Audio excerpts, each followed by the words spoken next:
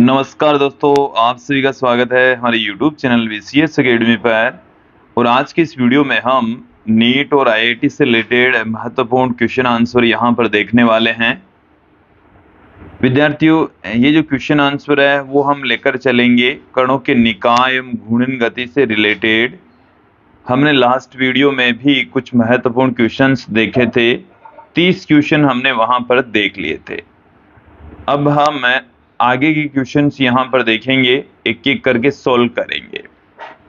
विद्यार्थी, यदि आप हमारे YouTube चैनल पर नए हैं तो चैनल को सब्सक्राइब कर लीजिए, साथ में बेल आइकन भी दबा दीजिए ताकि आपको आगे की वीडियोज की नोटिफिकेशन मिलती रहे।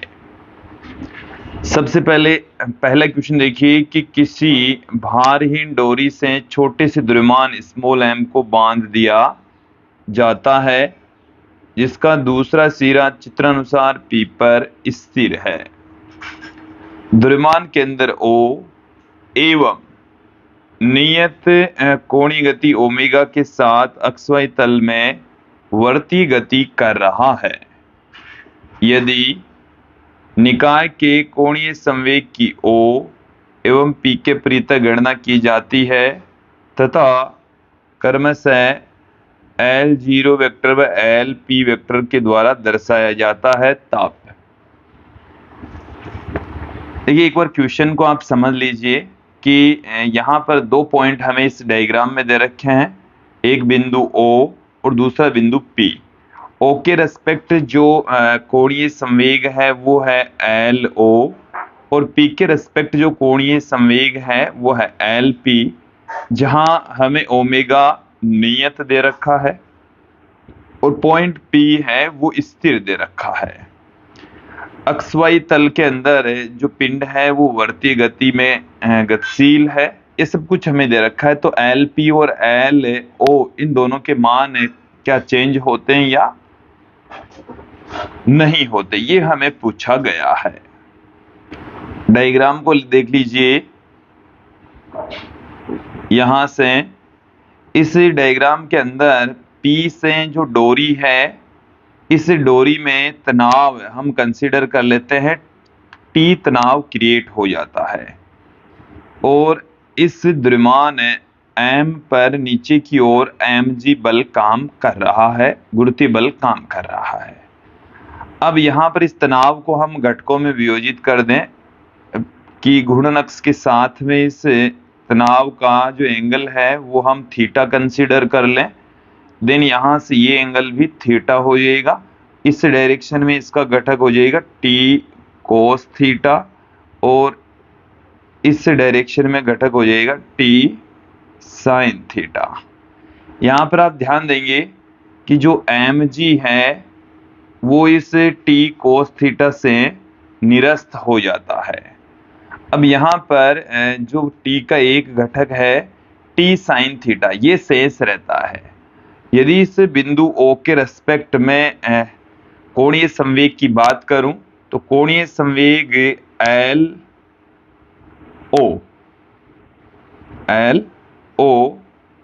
देखिए कोणीय संवेग बराबर होता है R क्रॉस F। हमें ये पूछा है कि ये जो LO है वो नियत रहेगा कि नहीं रहेगा, तो इसको हम बलाघूर्ण के पदों में पुट कर दें तो dL0/dt और ये बराबर होता है टो के। ये किसके इक्वल होता है? टो के इक्वल होता है। ये हम फॉर्मूला जानते हैं। अब देखिए टो बराबर क्या होता है? R cross F।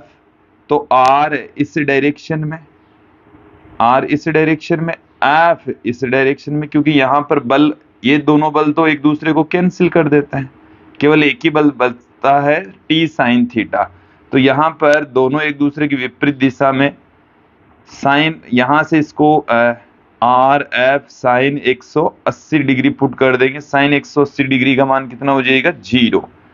तो पूरी जो टो की वैल्यू है वो 0 हमें प्राप्त हो जाती है। इट मीन्स dL0/dt ये हमें 0 मिल चुका है।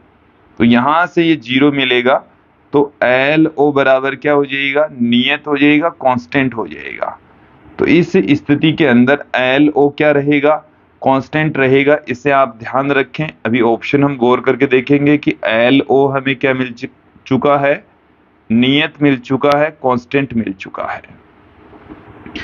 अब मैं यहाँ पर एल पी बिंदु पी के रेस्पेक्ट कोणीय संवेग यहाँ पर ज्ञात करूंगा कि वो स्थिर रहता है कि नहीं रहता है। इसके लिए हम फिर से इसी डायग्राम को देखते हैं। देखिए यहाँ पर तनाव T क्रिएट हो रहा है और यहाँ पर बल लग रहा है mg। अब मैं दोनों बलों के रेस्पेक्ट, एक तो तनाव T और एक mg, दोनों के रेस्पेक्ट अलग अलग यहाँ पर कोणीय संवेग ज्ञात करूंगा। देखिए तनाव के कारण, तो T के कारण हम सबसे पहले देख लेते हैं। तनाव के कारण मैं यहाँ पर टो की वैल्यू ज्ञात कर रहा हूं। टो बराबर होगा डी एल, देखिए एल पी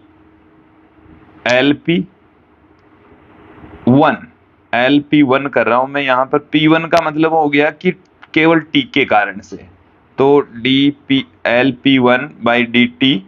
यहाँ पर आप देखें कि ये जो टो है ये R क्रॉस F होता है, इसके बराबर चल रहा है।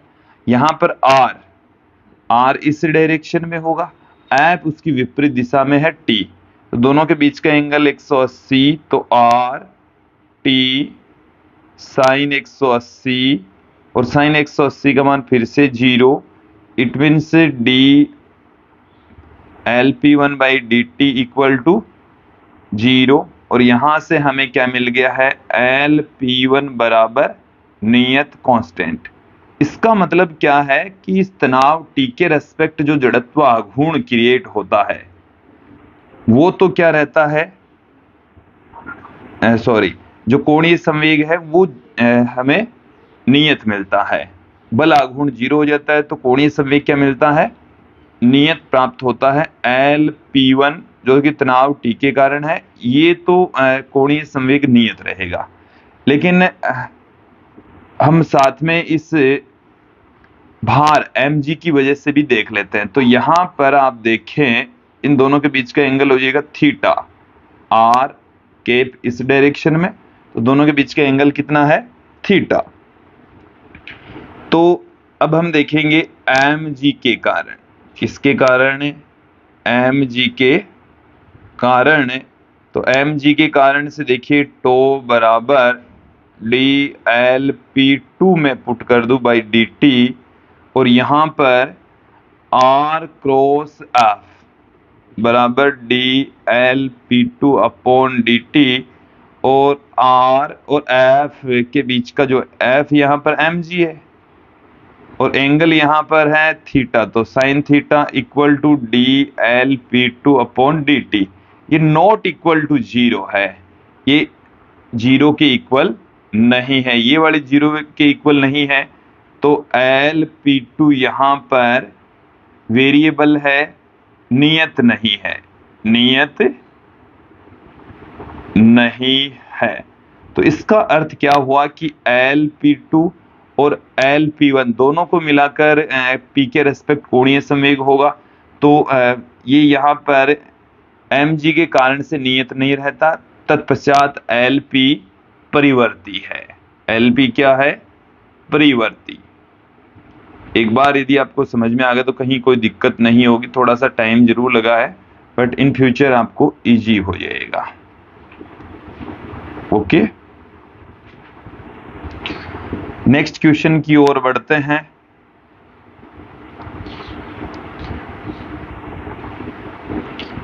कि किसी कण की स्थिति r vector equal to I cap plus 2j cap minus k cap द्वारा दी गई है तथा इसका रेखीय संवेग p vector equal to 3i cap plus 4j cap minus 2 cap द्वारा दिया जाता है, तो मूल बिंदु के प्रति इसका कोणीय संवेग किसके लंबवत होगा।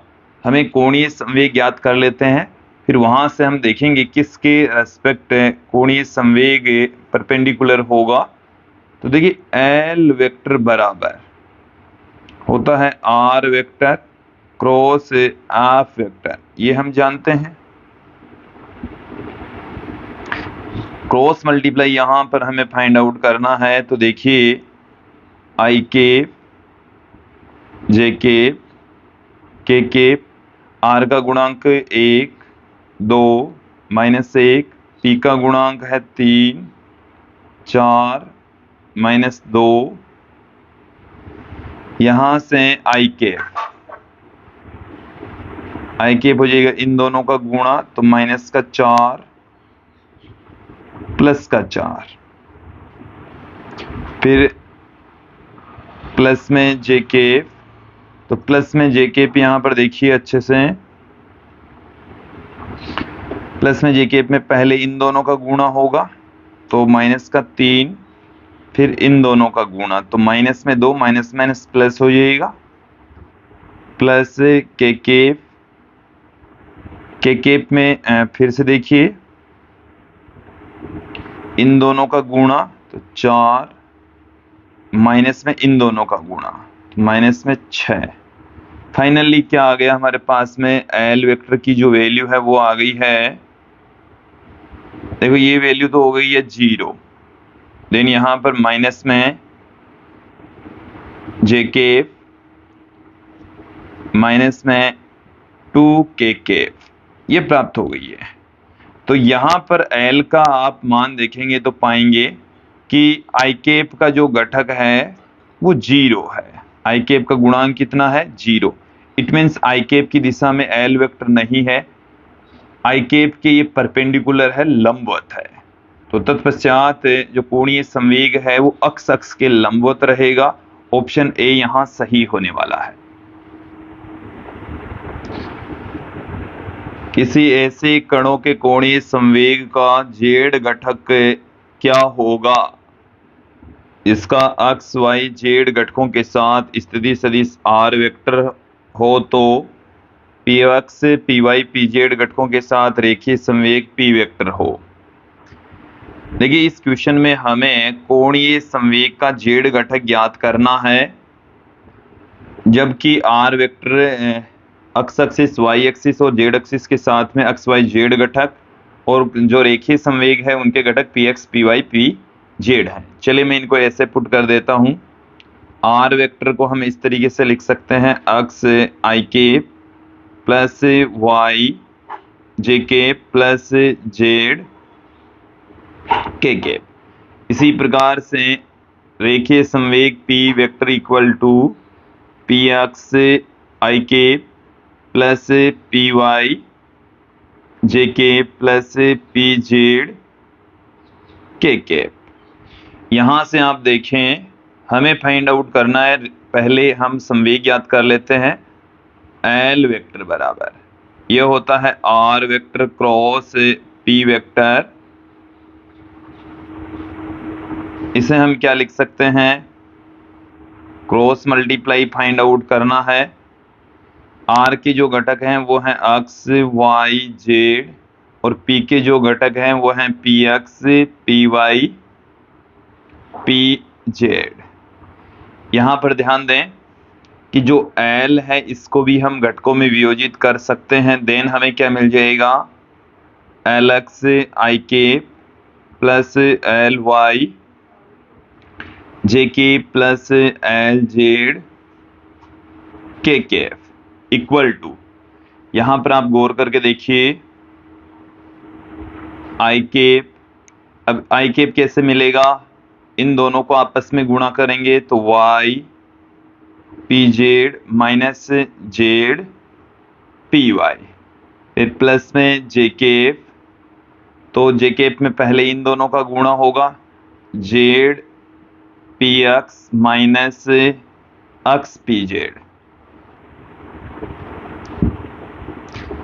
फिर देखिए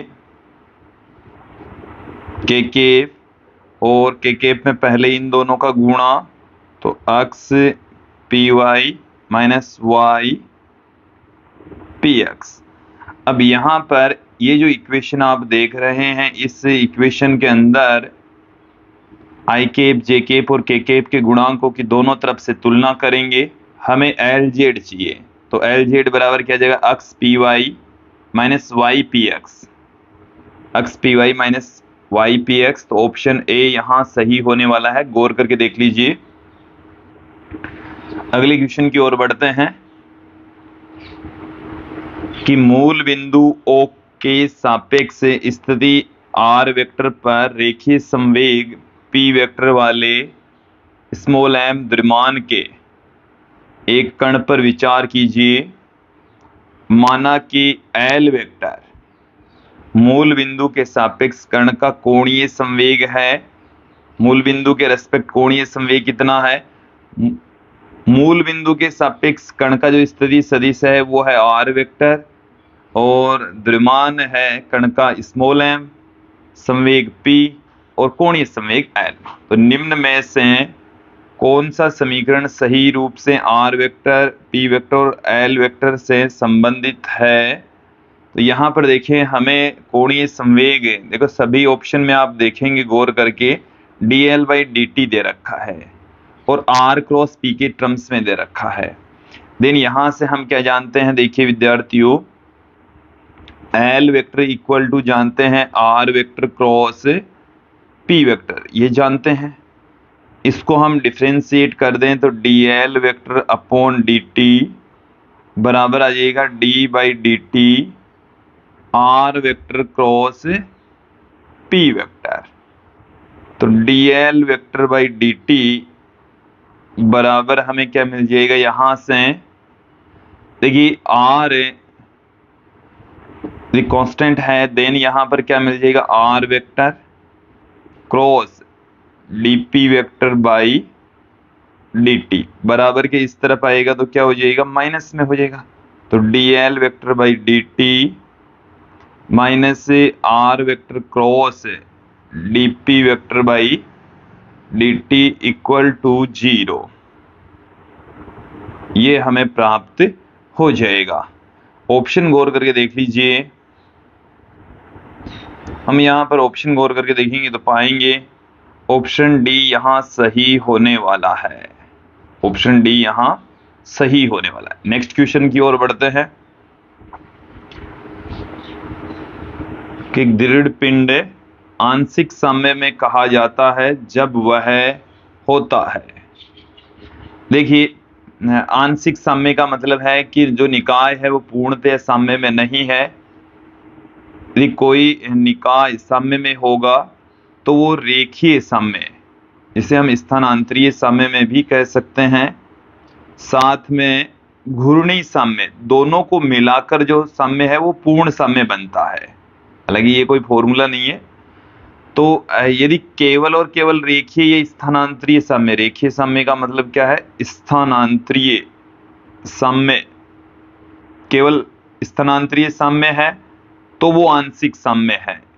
तो उसे हम क्या कह सकते हैं, आंशिक साम्य में कहा जा सकता है।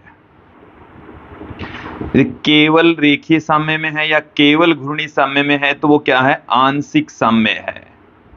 तो यहां पर देखिए केवल स्थानांतरीय साम्य में है तो ये आंशिक साम्य में होगा, बिल्कुल सही है। केवल घूर्णी साम्य में तो भी आंशिक साम्य में होगा। यहाँ पर या तो ए या बी दोनों होंगे तो ही आंशिक साम्य में, दोनों एक साथ में होंगे तो वो पूर्ण साम्य में कहलाएगा, और न तो ए न बी है, ये ऑप्शन गलत होगा। तो ऑप्शन सी यहाँ सही होने वाला है। नेक्स्ट क्वेश्चन की ओर बढ़ते हैं कि एक बलयुग्म उत्पन्न करता है।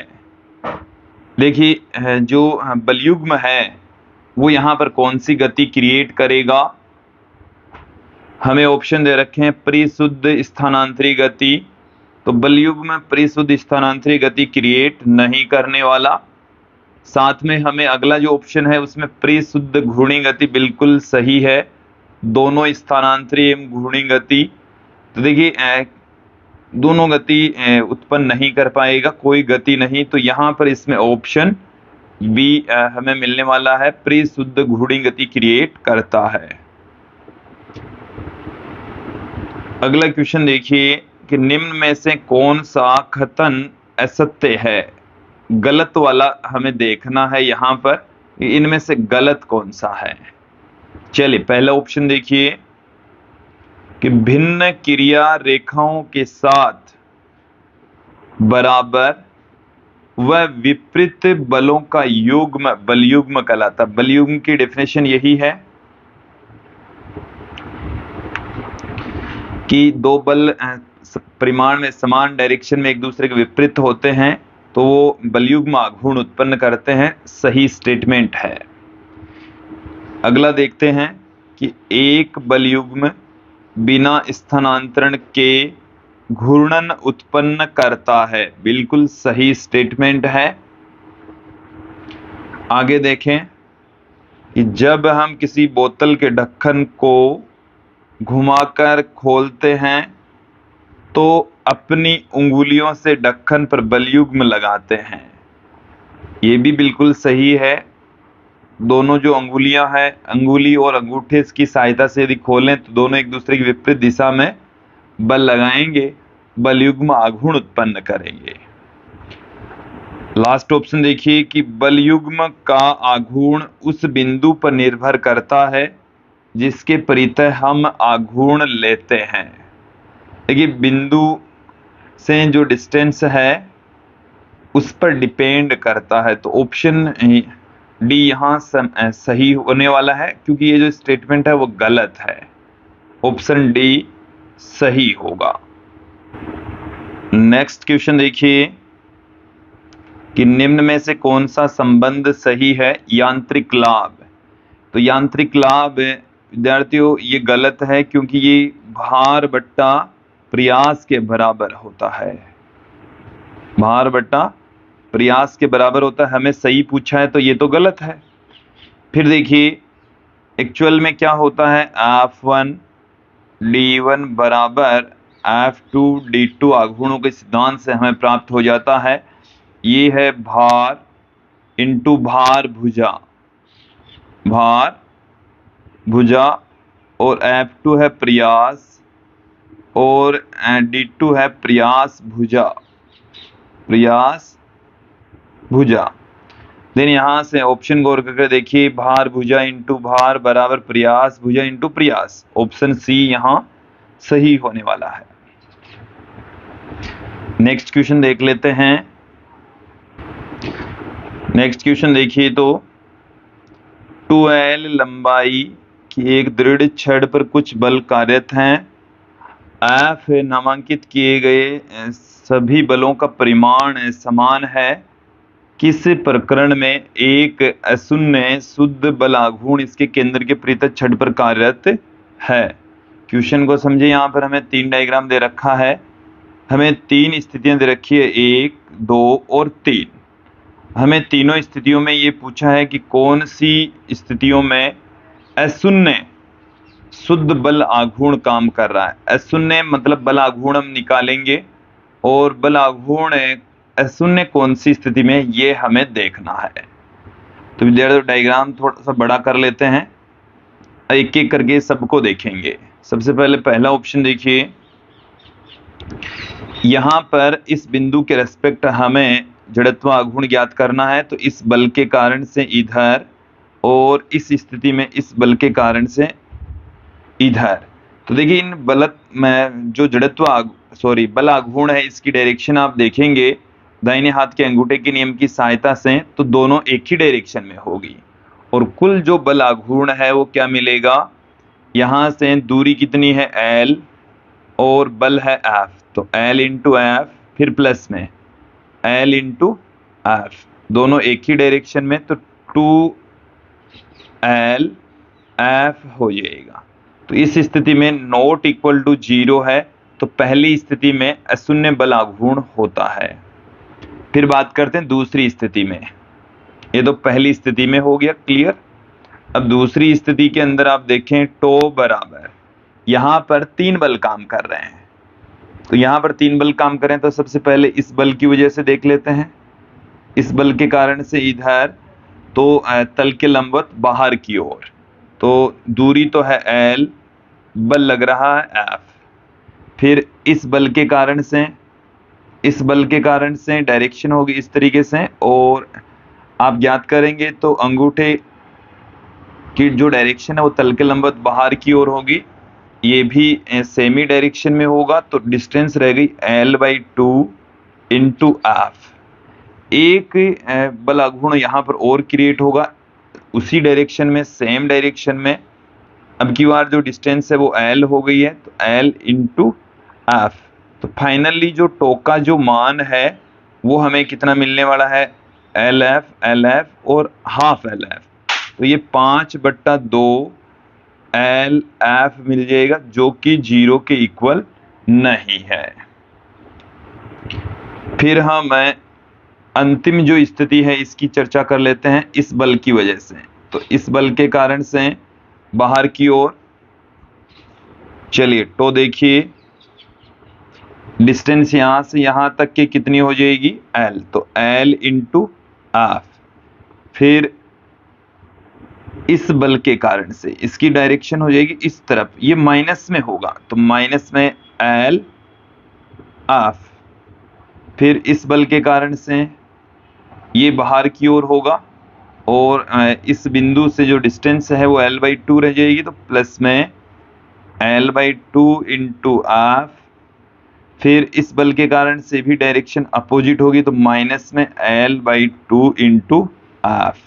तो इन दोनों का जो योग है वो 0, और इन दोनों का योग है वो भी 0। तत्पश्चात टो है वो यहाँ पर क्या मिलने वाला है, 0 मिलने वाला है। तो देखिए यहां पर हमें क्या पूछा है, अशून्य शुद्ध बला घूर्ण इसके केंद्र के परितः छड़ पर कार्यरत है, पहली और दूसरी स्थिति में कार्यरत है, तो केवल फर्स्ट व सेकंड आएगा। तो ऑप्शन ए यहां पर सही होने वाला है। ओके, अगले क्वेश्चन की ओर बढ़ते हैं।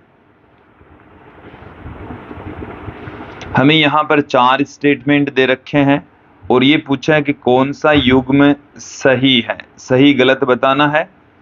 चलिए एक एक करके सबको देख लेते हैं। पहला क्या है कि किसी वस्तु का गुरुत्व केंद्र वह बिंदु होता है जिस पर वस्तु का भार कार्य करता है। बिल्कुल सही स्टेटमेंट है, सही है। फिर द्रव्यमान केंद्र गुरुत्व केंद्र के संपाती होगा। देखिए जब सममित वस्तु होती है तो दोनों एक ही बिंदु पर मौजूद होते हैं। यदि पृथ्वी की त्रिज्या को अनंत रूप से बड़ा माना जाए, देखिए पृथ्वी की त्रिज्या अनंत रूप से बड़ी मान लेंगे तो द्रव्यमान केंद्र और गुरुत्व केंद्र की स्थितियों में कोई फर्क नहीं पड़ने वाला। तो ये जो स्टेटमेंट है वो गलत है। किसी बाहरी बिंदु पर किसी पिंड के कारण गुरुत्व क्षेत्र की तीव्रता का आकलन करने के लिए पिंड के संपूर्ण द्रव्यमान को इसके गुरुत्व केंद्र पर संकेंद्रित माना जा सकता है। तो देखिए गुरुत्व क्षेत्र की तीव्रता ज्ञात करने के लिए यदि पिंड का जो आकार है, पिंड का आकार डिस्टेंस की तुलना में छोटा है तो इसको बिंदुवत मान सकते हैं, और यदि डिस्टेंस की तुलना में आकार बड़ा है तो इसको हम बिंदुवत नहीं मान सकते। ओके, तो ये जो स्टेटमेंट है वो भी सही नहीं है। तीसरा और चौथा स्टेटमेंट गलत हैं। फिर आगे बढ़ते हैं कि किसी अक्ष के परितः घूमने वाली किसी पिंड की घूर्णन त्रिज्या उस पिंड के गुरुत्व केंद्र से अक्ष पर डाले गए लंब की लंबाई होती है। देखिए घूर्णन त्रिज्या को यहाँ पर परिभाषित किया गया है। हमने ये क्लियर कर दिया था कि जैसे ये हमारे पास में है घूर्णन अक्ष और ये है इसका गुरुत्व केंद्र, तो गुरुत्व केंद्र से घूर्णन अक्ष के बीच की सीधी जो लंबवत दूरी होती है वही घूर्णन त्रिज्या होती है। तो ये स्टेटमेंट भी बिल्कुल सही है। तो पहला और चौथा स्टेटमेंट सही है, ऑप्शन ए यहां सही होने वाला है। आगे बढ़ते हैं। नेक्स्ट जो क्वेश्चन है उसमें हमें देखिए क्या दे रखा है कि भार W एवं लंबाई L की एक असमान छड़ चित्र में दिखाए गए अनुसार नगण्य भार की 2 डोरियों द्वारा लटकी हुई है। तो ऊर्ध्वाधर से डोरियों द्वारा बनाए गए कोण क्रमशः θ1 व θ2 है। तो अपने बाएं सिरे से छड़ के गुरुत्व केंद्र की दूरी d है। एक बार देखिए ये जो दूरी d है वो हमें ज्ञात करनी है। ये एंगल θ1 दे रखा है, ये एंगल θ2 दे रखा है, छड़ की जो लंबाई है वो L दे रखी है, 2 डोरियां दे रखी है। इसमें हमें इस डिस्टेंस d की वैल्यू फाइंड आउट करनी है। तो देखिए इन दोनों डोरियों के अंदर हम यहाँ पर तनाव कंसीडर कर लेते हैं। इस डोरी में उत्पन्न जो तनाव है उसको मैं T1 से कह दूं, इस डोरी में उत्पन्न जो तनाव है इसको हम T2 से कह दें। अब यहाँ पर इन T1 तथा T2 को मैं घटकों में वियोजित करूंगा। तो देखिए घटकों में वियोजित करेंगे तो हमें क्या मिलने वाला है, ये एंगल θ1 मिलेगा। तो इसका इस डायरेक्शन में घटक हो गया T1 cos θ1 और इस डायरेक्शन में इसका घटक हो गया T1 sin θ1। इसी प्रकार से ये एंगल θ2 इस डायरेक्शन में इसका घटक T2 cos θ2 और इस डायरेक्शन में इसका घटक हो जाएगा T2 sin θ2। ओके, अब यहाँ पर आप देखेंगे कि हमें ये पूछा बाएं सिरे से d दूरी, इसकी वैल्यू हमें फाइंड आउट करनी है। यहाँ से ये जो दूरी है वो L माइनस डी रह जाएगी। कितनी दूरी रह जाएगी, L माइनस डी दूरी रह जाएगी। तो पहले तो हम स्थानांतरीय साम्य की स्थिति के लिए बलों का सदिश योग 0 होना है। तो ऊपर की ओर देखो, यहाँ पर ये जो दो बल लग रहे हैं T1 sin θ1 और T2 sin θ2, ये दोनों एक दूसरे को कैंसिल कर देंगे। दोनों एक दूसरे को क्या कर देंगे, निरस्त कर देंगे, कैंसिल आउट कर देंगे। दूसरा क्या है कि ऊपर की ओर लगने वाले बल जो कि कौन कौन से हैं, T1 cos θ1 और साथ में जो दूसरा बल लग रहा है T1 cos θ1 plus T2 cos θ2, ये बराबर होगा W के। किसके इक्वल होगा, W के इक्वल होगा। अब देखिए यहाँ पर घूर्णी साम्य के लिए इस बिंदु O के रेस्पेक्ट जो बल आघूर्ण है वो भी शून्य होगा। तो देखिए बल इनटू में डिस्टेंस करना है, बल इनटू में डिस्टेंस और उनको 0 करना है। तो T1 cos θ1 की जो डायरेक्शन है वो इस तरफ होगी। तो T1 cos θ1, T1 cos θ1 ये हमें मिल जाएगा, डिस्टेंस रह जाएगी D। फिर इस T2 की वजह से तो इसके कारण से ये रहेगा अपोजिट डायरेक्शन में, तो माइनस में T2 cos θ2 और डिस्टेंस है L माइनस डी और इनका योग है वो 0 के इक्वल है। यहां पर आप ध्यान देंगे कि मैं यहां पर इसके जो क्षैतिज घटक हैं वो भी देख लेता हूं। क्षैतिज घटक हमारे पास में है T1 sin θ1, ये बराबर है T2 sin θ2 के। यहां से इस इक्वेशन को देखें, यदि इसे T2 cos θ2 इसको बराबर के दूसरी तरफ ले जाएंगे, तो यहां से बराबर के दूसरी तरफ ले जाएंगे तो माइनस से ये प्लस हो जाएगा, हमें ये मिलने वाला है। अब देखिए इस इक्वेशन नंबर 2 में एक का भाग लगा दीजिए।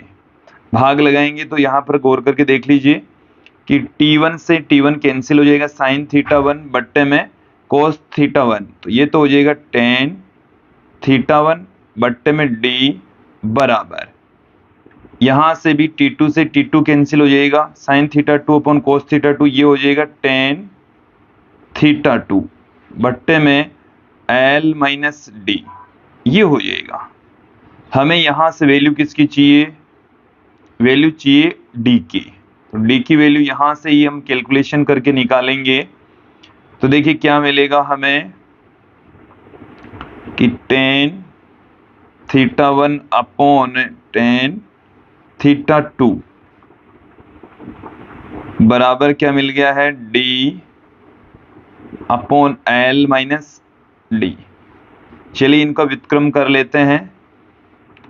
तो L बट्टे में D -1 भाग लगा दिया हमने, बराबर आ गया है हमारे पास में tan θ2 बट्टे में tan θ1। यहाँ से L बट्टा D बराबर tan θ2 बट्टे में tan θ1 +1 हो जाएगा। ओके, अब देखिए यहां से जो वैल्यू है इसको मैं कैलकुलेट कर रहा हूं, देखेंगे आप।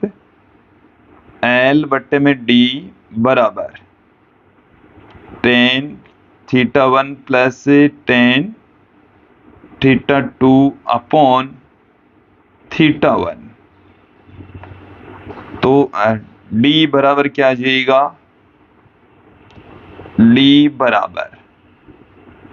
बराबर हमें क्या मिलने वाला है? देखिए ये tan θ1 इधर ऊपर गुणा हो जाएगा, तो tan θ1 इंटू L गुणा में है यार, बट्टे में tan θ1 प्लस tan θ2। अब ऑप्शन गौर करके देख लीजिए, D बराबर tan θ1 L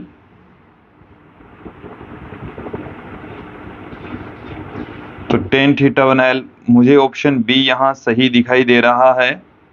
ऑप्शन बी यहां सही होने वाला है। नेक्स्ट क्वेश्चन देखिए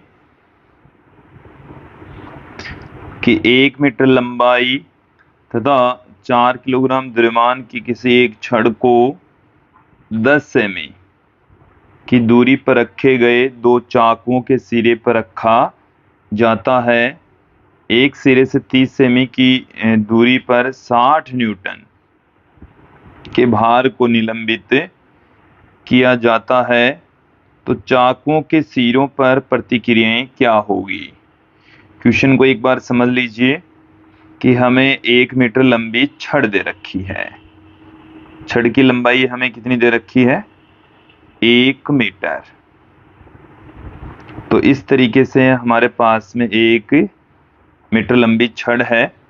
ये हमने 1 मीटर लंबी छड़ कंसीडर कर ली है। ओके, ये 1 मीटर लंबी छड़ है।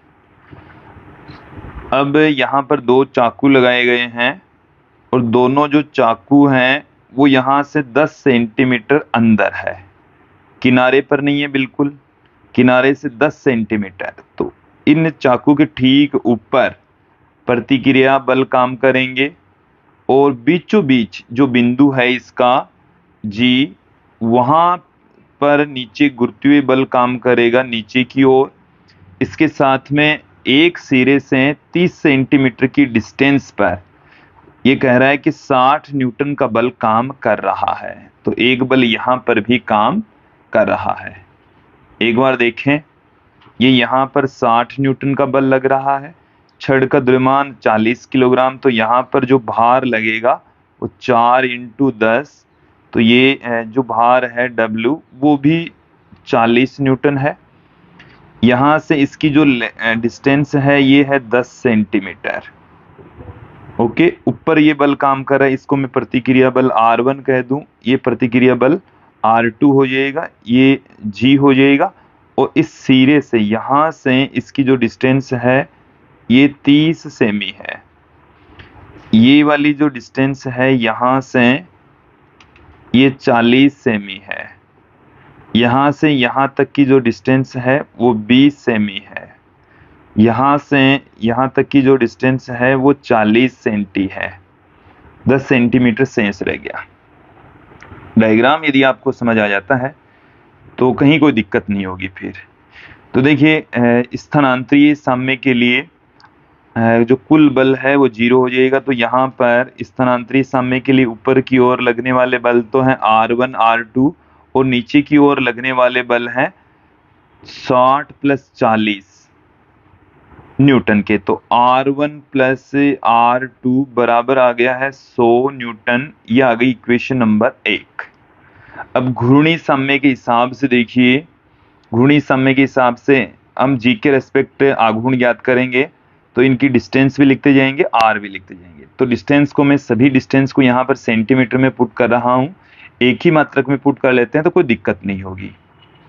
तो देखिए R1 के कारण से जो आघूर्ण क्रिएट होगा वो इस डायरेक्शन में यहाँ पर तल के लंबवत अंदर की ओर होगा। दाहिने हाथ के अंगूठे के नियम की सहायता से आप ज्ञात कर सकते हैं। तो R1 इंटू जो दूरी है G से वो 40, फिर R2 की देखें तो R2 की जो डायरेक्शन है वो ऊपर की ओर होगी, तो माइनस में R2 इंटू 40। फिर हम बात करें इस 60 न्यूटन की, तो 60 न्यूटन के कारण से भी बाहर की ओर, तो ये भी माइनस में होगा। और 60 इंटू डिस्टेंस कितनी है 20, और W की वजह से कुछ होने दे है क्योंकि ये तो उसी बिंदु पर ये डिस्टेंस 0 हो जाएगी। तो कुल मिलाकर इन सब का योग कितना होना है 0 होना है। तो यहाँ से हमें क्या मिल जाएगा 40 R1 माइनस 40 R2, इनको बराबर के दूसरी तरफ ले गए तो प्लस में हो गया। तो 60 इंटू 20, 60 इंटू 20 ही लिख देता हूं मैं। तो यहाँ से R1 माइनस R2 40 का भाग लगा देते हैं, तो ये हमें मिल चुका है 30 न्यूटन। ये आ गई इक्वेशन नंबर 2। इक्वेशन नंबर 1 और 2 दोनों को जोड़ दीजिए तो 2R1 बराबर आ जाएगा 130। तो R1 बराबर आ गया है हमारे पास में 65 न्यूटन, और R2 बराबर यहाँ से कितना आ जाएगा 35 न्यूटन आ जाएगा। तो 65 और 35 न्यूटन होंगे। ऑप्शन सी यहाँ सही होने वाला है।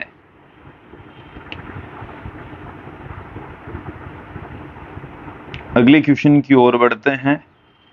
देखिए नेक्स्ट क्वेश्चन में क्या कहा गया है,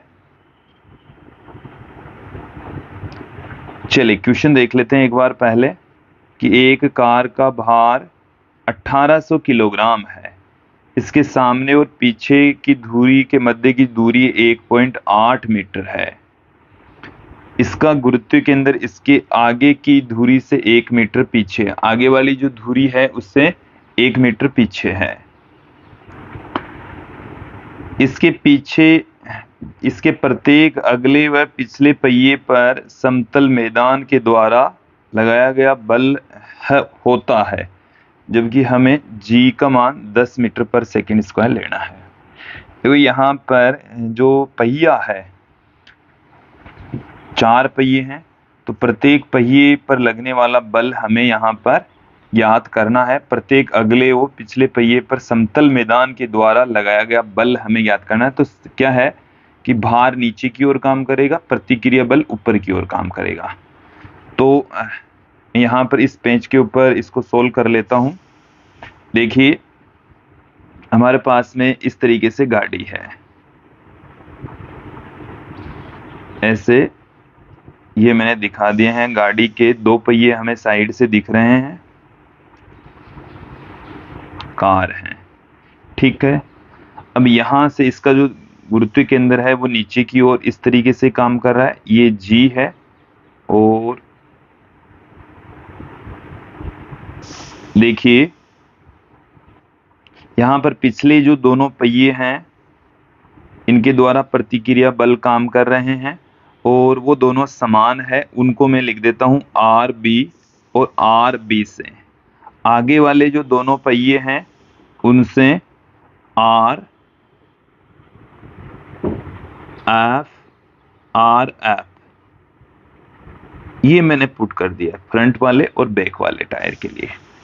और G के ऊपर बल काम कर रहा है mg, नीचे की ओर, ऊपर की ओर काम करने वाले बल हमने यहाँ पर आपको दिखाई दिए हैं। ओके, अब यहाँ से यहाँ तक की जो टोटल डिस्टेंस है वो हमें बता रखी है 1.8 मीटर।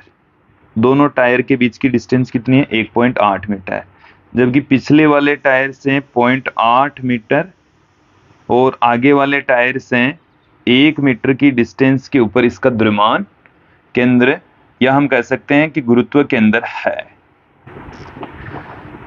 देखिए सभी बलों को मैंने यहाँ पर इंगित कर दिया है। अब घूर्णी संतुलन और स्थानांतरित संतुलन के लिए हम इक्वेशन लिखेंगे और RB और RF इन दोनों की वैल्यू फाइंड आउट कर लेंगे। चलिए यहाँ पर देखें ऊर्ध्वाधर ऊपर की ओर लगने वाले जो बल हैं वो 2 RF ऊपर, क्योंकि 2 लग रहे हैं, 2 RB ये भी ऊपर, और नीचे की ओर काम कर रहा है mg। तो यहां से देखिए हमें क्या मिल जाएगा,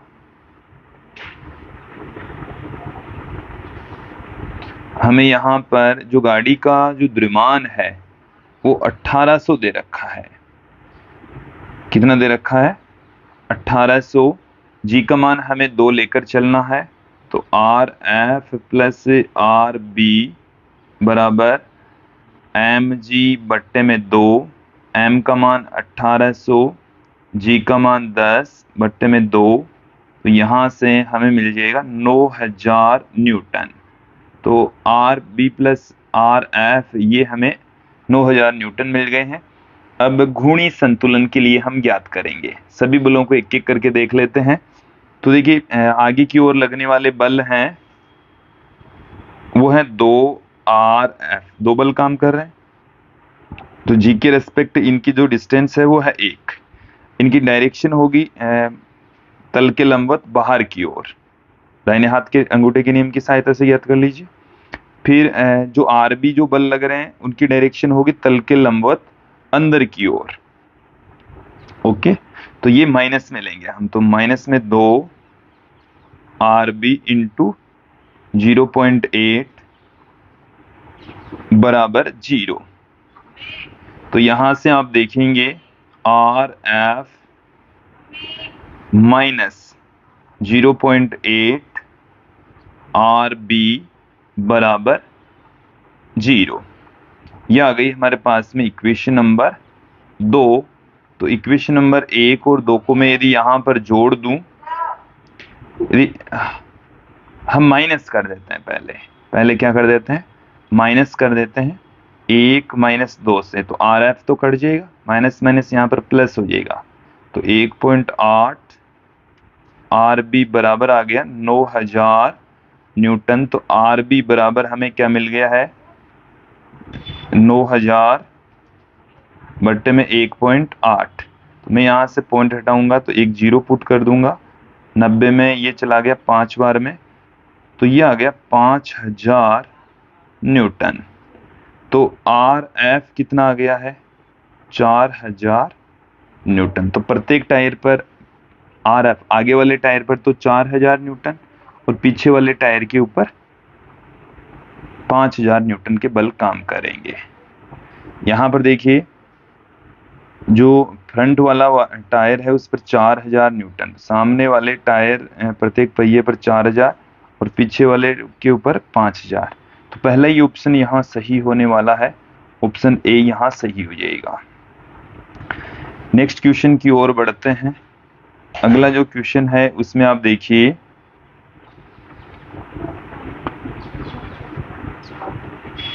कि एक समान 3 मीटर लंबी वह 20 किलोग्राम भार वाली सीढ़ी एक घर्षण रहित दीवार पर झुकी हुई है। इसका निचला भाग खुरदरे फर्श पर दीवार से 1 मीटर की दूरी पर स्थित है। दीवार एवं फर्श के प्रतिक्रियात्मक बल है कि दीवार कितना प्रतिक्रिया बल लगा रही है और फर्श कितना प्रतिक्रिया बल लगा रहा है, ये दोनों हमें ज्ञात करने हैं। क्वेश्चन समझे यहाँ पर कि जो सीढ़ी है इसकी लंबाई है 3 मीटर।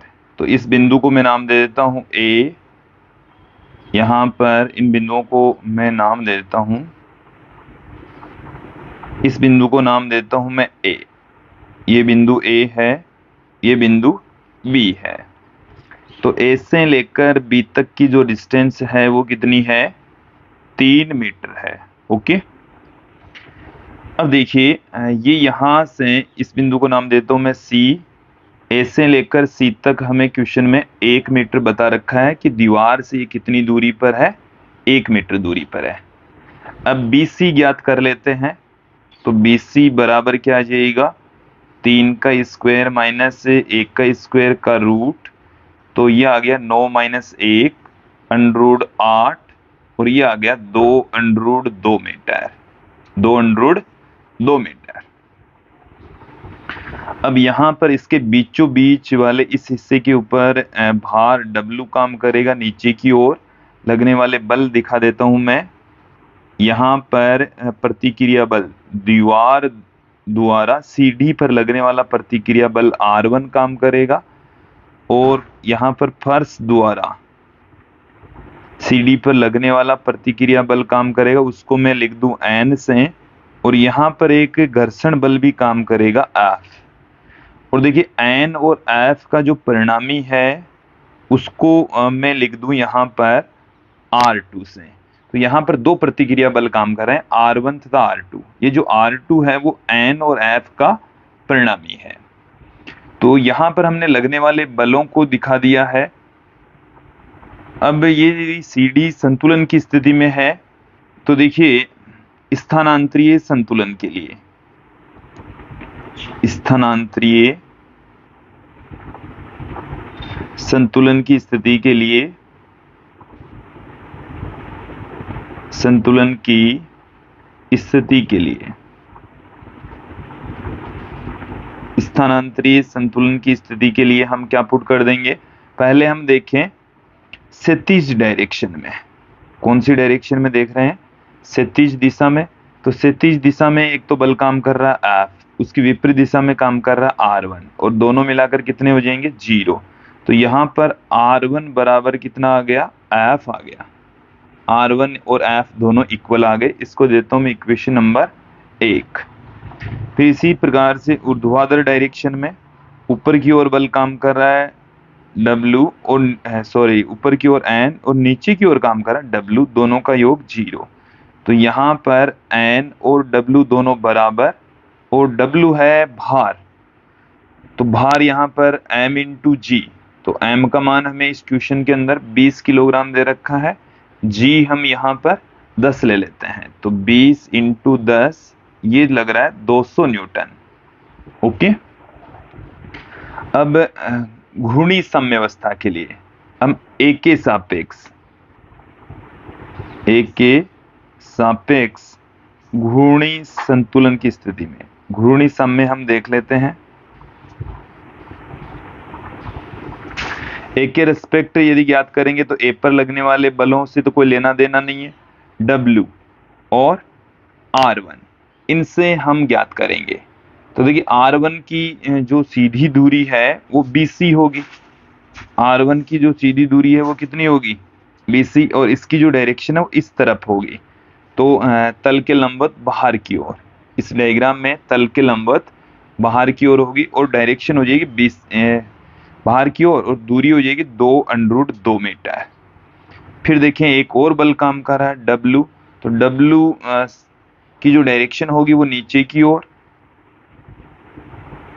और डिस्टेंस रह जाएगी AC की आधी। तो AC है 1 मीटर, आधी हो जाएगी तो 1/2 मीटर, और कुल मिलाकर इनका योग होना है 0। तो यहाँ पर देखिए जो R1 है वो हमें कितना मिल जाएगा? W बट्टे में 4√2 मिल जाएगा, 4√2, और जो W का मान है वो है 200, 200 बट्टे में 4√2। तो ये देखो 4 से हम काटेंगे तो 50/√2, ये आ गया 25√2 न्यूटन। तो R1 तो हमें मिल चुका है। इसी प्रकार से R2 ज्ञात कर लेंगे। R2 N और F दोनों का परिणामी है, तो दोनों का परिणामी पहले इन दोनों को ज्ञात कर लेते हैं। तो R2 क्या होगा? N² प्लस F² का रूट होगा। तो N का जो मान है वो W के बराबर, और W हमारे को दे रखा है 200, तो 200 का स्क्वायर, फिर प्लस F यहाँ पर है R1 के बराबर, जो कि है 25√2, 25√2 का स्क्वायर। तो देखिए यहाँ हमें क्या मिलने वाला है? ये लगभग हमें 203 न्यूटन मिलेगा। कितना मिलेगा? 203 न्यूटन। तो पहला ही ऑप्शन यहाँ सही होने वाला है। एक अच्छा क्वेश्चन था, इसे आप समझ लेते हैं तो बहुत कुछ कॉन्सेप्ट क्लियर हो जाते हैं। अगले क्वेश्चन की ओर बढ़ते हैं। कि 1 मीटर छड़ी को चाकू के एक सिरे पर इसके केंद्र पर संतुलित किया जाता है जब दो 5-5 ग्राम वाले सिक्कों में से प्रत्येक को एक के ऊपर एक रूप में 12 सेमी के चिन्ह पर रखा गया तो उस छड़ी को 45 सेमी पर संतुलित पाया गया। तो मीटर छड़ी का द्रव्यमान है। देखें, डायग्राम को समझ लीजिए कि हमारे पास में इस तरीके से एक छड़ी है, ऐसे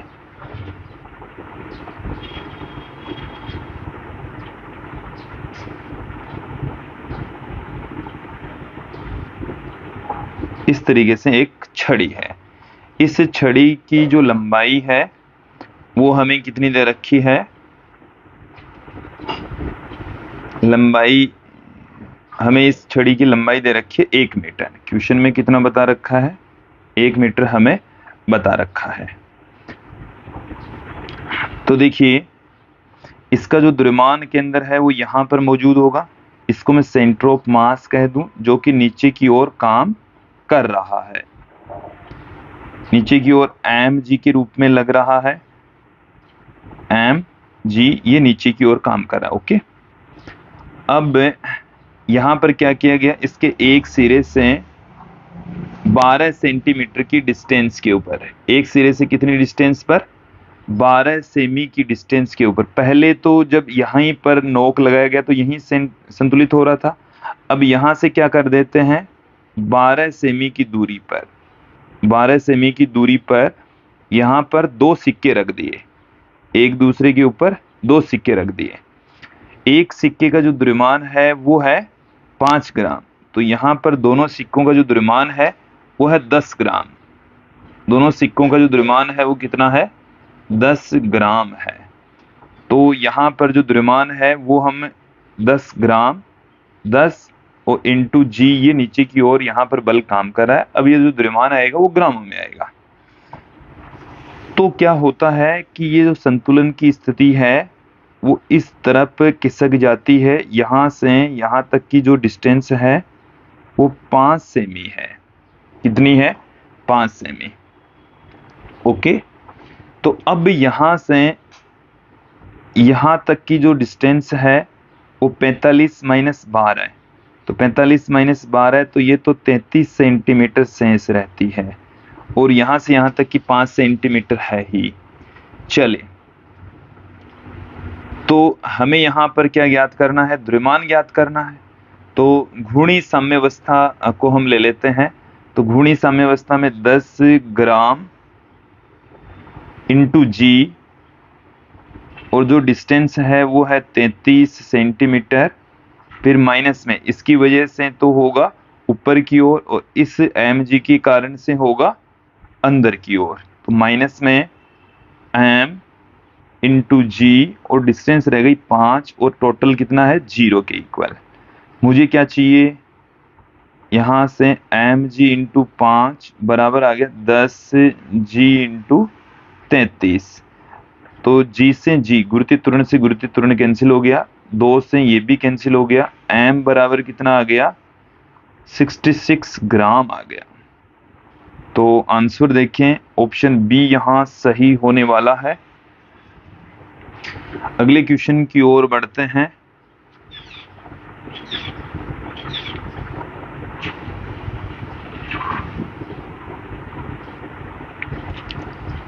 कि कैपिटल एम द्रव्यमान तथा ए भुजा का एक समान घन घर्षण रहित क्षैतिज पृष्ठ पर रखा गया है। चित्र के अनुसार एक ऊर्ध्वाधर बल किनारे पर आरोपित किया जाता है। तो देखिए, यहाँ पर घर्षण रहित है, घन का जो द्रव्यमान है वो कैपिटल एम है, भुजा ए है, और कैपिटल एफ बल यहाँ पर आरोपित किया जा रहा है। देखिए, इस क्वेश्चन के अंदर जो ऑप्शन है उनको आप देखेंगे गौर करके, तो पाएंगे कि यहाँ पर हमें क्वेश्चन में ही जो ऑप्शन है कि एफ और mg के बीच में रिलेशन फाइंड आउट करना है।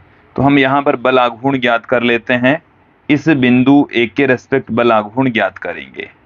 देखो यहाँ पर mg किधर काम कर रहा है, नीचे की ओर, और ये a से इसकी जो डिस्टेंस है वो a/2 दूरी पर रहेगी। F है वो a दूरी पर होगा। तो देखिए बल आघूर्ण है, पहले तो F के कारण से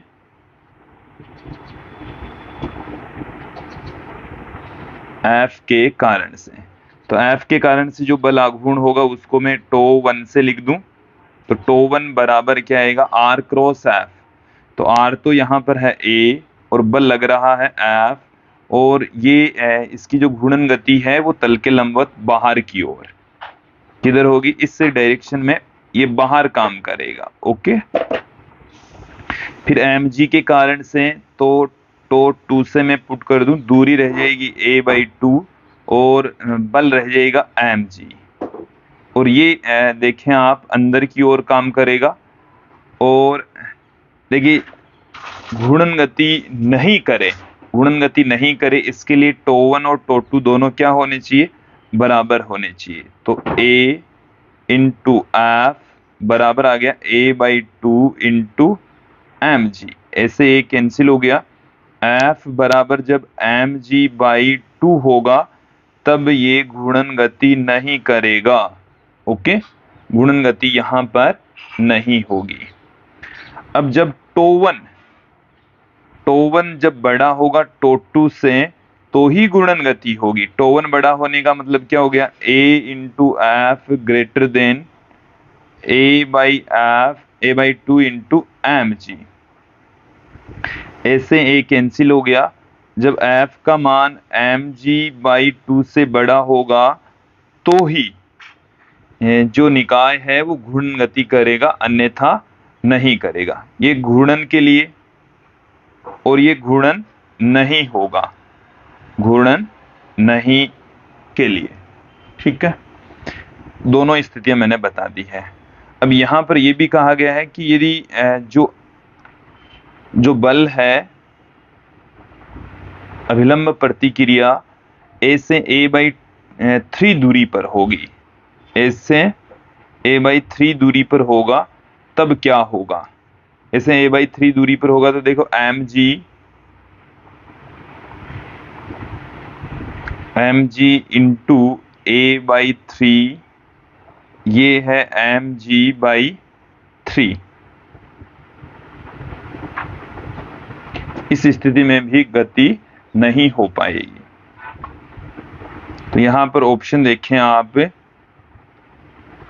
क्या होगा कि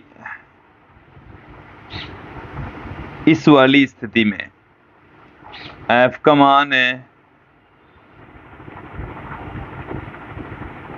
f का मान जब mg/2 से छोटा होगा, mg/2 से f का मान mg/2 से जब छोटा होगा तो ये घूर्णन गति नहीं करेगा। क्यों आएगा, तो एक का है q से संबंध, एक का q से, तो ऑप्शन सी हो गया। यहाँ पर सीधा सीधा दिख रहा है। b में क्या आ जाएगा, f बड़ा होना चाहिए तो घूर्णन गति करेगा ये, b का किससे है, r से, तो ये घूमना शुरू कर देगा। और फिर ऑप्शन सी ही होने वाला है। c का संबंध किससे है, p से, c का संबंध ऊपर की ओर गति करेगा, और d का संबंध है s से, कोई गति नहीं हो पाएगी। ओके, नेक्स्ट क्वेश्चन देख लेते हैं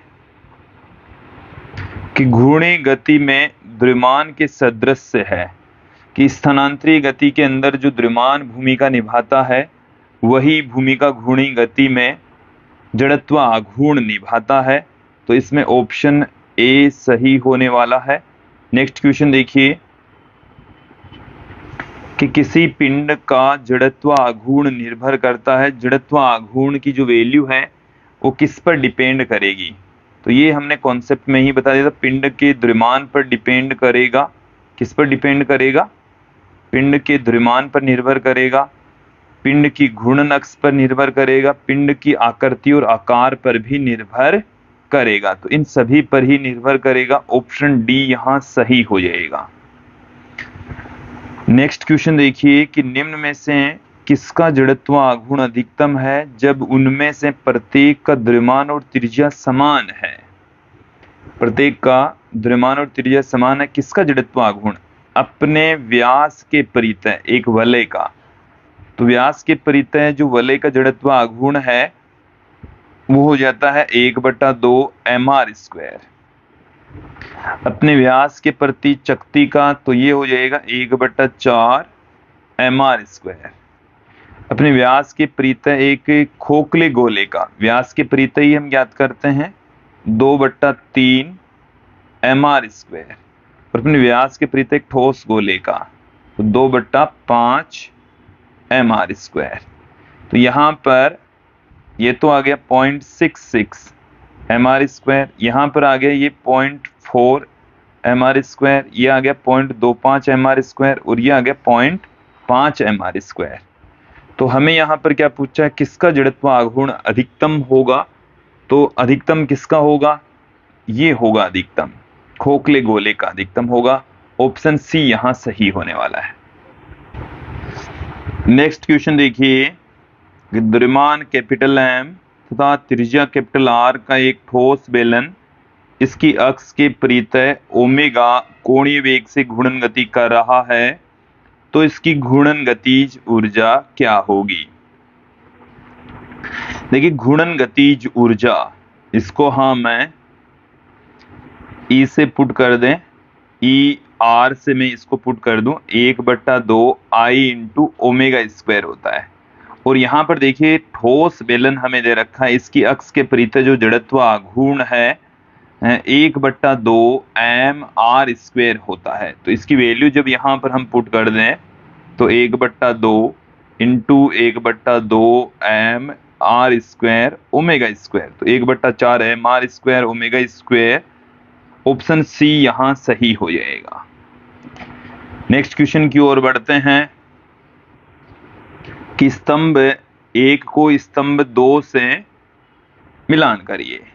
तो मिलान करेंगे तो देखिए स्थानांतरीय साम्य के लिए हम क्या जानते हैं कि बलों का सदिश योग क्या होना चाहिए? 0। घूर्णन साम्य के लिए क्या होना चाहिए? बल आघूर्णों का सदिश योग 0। किसी पिंड का जो जड़त्व आघूर्ण है वो m² की फॉर्म में लिख सकते हैं। उत्पन्न करने के लिए आवश्यक बल आघूर्ण देखिए कोणीय त्वरण के इक्वल होता है, I इंटू अल्फा के इक्वल होता है। ओके, तो ये है A का R से, B का S से, जड़त्व आघूर्ण P से, और ये आ जाएगा ऑप्शन। ओके, नेक्स्ट क्वेश्चन देखें, किसी लंबाई की एक समान छड़ का इसके एक सिरे से गुजरने वाली अक्ष के परितः और इसकी लंबाई के लंबवत घूर्णन त्रिज्या होती है। घूर्णन त्रिज्या हमें पूछी है तो हमें इसका जड़त्व आघूर्ण पहले ज्ञात करना पड़ेगा। तो देखिए हम आपको बता दें कि जैसे हमारे पास में ऐसी कोई छड़ है जिसकी जो लंबाई है वो L है। लंबाई कितनी है? यहां से यहां तक की जो लंबाई है वो यदि L है। ओके, तो इसके इस बिंदु के रेस्पेक्ट गुजरने वाली अक्ष के रेस्पेक्ट जो जड़त्व आघूर्ण होता है वो mL²/12 होता है। और इस अक्ष के रेस्पेक्ट यदि घूर्णन गति करें, समांतर अक्षों की परमें लगाकर जड़त्व आघूर्ण ज्ञात करें तो mL²/3 हमें मिलता है। और जो जड़त्व आघूर्ण है इसको हम क्या पुट कर देंगे? mk²। अब इन दोनों को इक्वल पुट कर दे तो mk² बराबर आ जाएगा mL²/3। तो m से m क्या हो गया? कैंसिल हो गया। k बराबर क्या आ गया? L/√3। L/√3 आ जाएगा। तो यहां पर ये L ही है विद्यार्थियों, ये L/√3। ऑप्शन सी यहां सही हो जाएगा। ओके, अगले क्वेश्चन की ओर बढ़ते हैं कि किसी कैपिटल R त्रिज्या तथा 9 m द्रव्यमान की एक वृत्ताकार चकती से चित्रानुसार R/3 त्रिज्या वाली एक छोटी से चकती को हटाया जाता है। कैपिटल R त्रिज्या और 9m द्रव्यमान की एक चकती में से R/3 त्रिज्या वाली चकती को हटा लिया जाता है, तो शेष चकती का इसके तल के लंबवत तथा O से गुजरने वाले अक्ष के परितः जड़त्व आघूर्ण क्या होगा। देखिए यहां से हमें पहले टोटल जड़त्व आघूर्ण ज्ञात करना है। तो शेष चकती तथा का इसके तल के लंबवत तथा O से गुजरने वाली अक्ष के परितः जड़त्व आघूर्ण क्या होगा।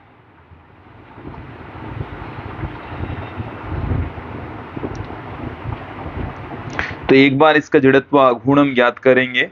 तो देखिए संपूर्ण चकती का जड़त्व आघूर्ण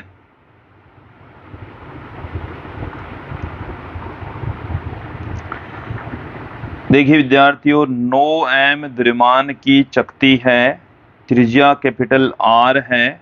तो यहां से हम इस चकती जो छोटी चकती यहां से हटाई गई है इसका द्रव्यमान हम ज्ञात कर लेते हैं।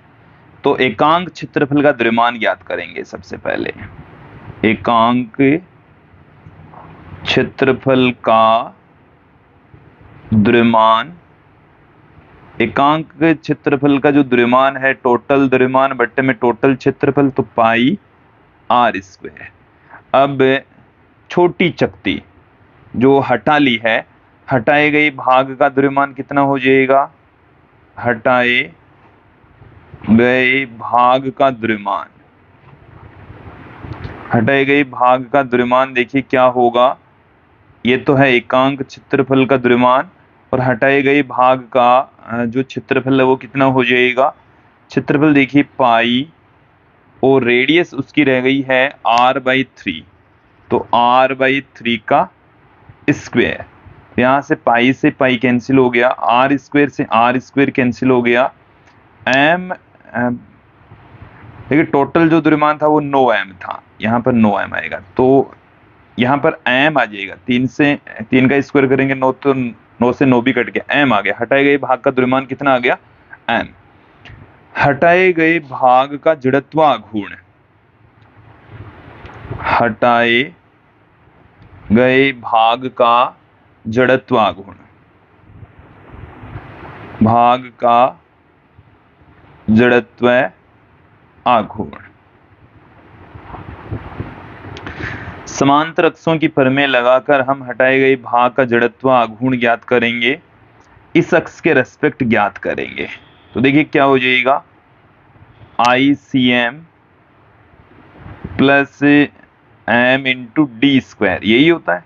तो ICM तो इसका खुद की अक्ष के रेस्पेक्ट जो जड़त्व आघूर्ण होता है वो देखिए 1/2 द्रव्यमान इंटू त्रिज्या mr² होता है। तो यहाँ पर इसकी त्रिज्या R/3 है, तो R का स्क्वायर प्लस m इसका द्रव्यमान, दूरी तो देखिए R/3 दूरी यहां से यहां तक की है, शेष जो दूरी है ये आ गई है 2R/3, 2R/3, तो 2R/3 का स्क्वायर ये हमें मिल चुका है। ओके, जब हम यहां से इसको कैलकुलेट कर लेते हैं तो हमें क्या मिल जाएगा, m R² बट्टे में 18 प्लस यहां पर हमें मिल गया है m R² बट्टे में 9। तो यहां से देखिए हमें क्या मिल जाएगा, 1/2 mr² मिल जाएगा। तो हटाए गए भाग का जो जड़त्व आघूर्ण है वो 1/2 mr² प्राप्त हो जाएगा। अब यदि इस चकती किसी भी द्रव्यमान को यहां से नहीं हटाया जाता है, पूरा जो संपूर्ण चकती का जड़त्व आघूर्ण है बिना द्रव्यमान हटाए, संपूर्ण चकती का जड़त्व आघूर्ण, चकती का जड़त्व आघूर्ण उसको हम I2 से पुट कर दें तो देखिए चकती का जड़त्व आघूर्ण 1/2 mr², तो m तो यहां पर है 9m और r यहाँ पर r ही है, तो 9/2 mr² होगा। अब देखिए हटाने के बाद द्रव्यमान,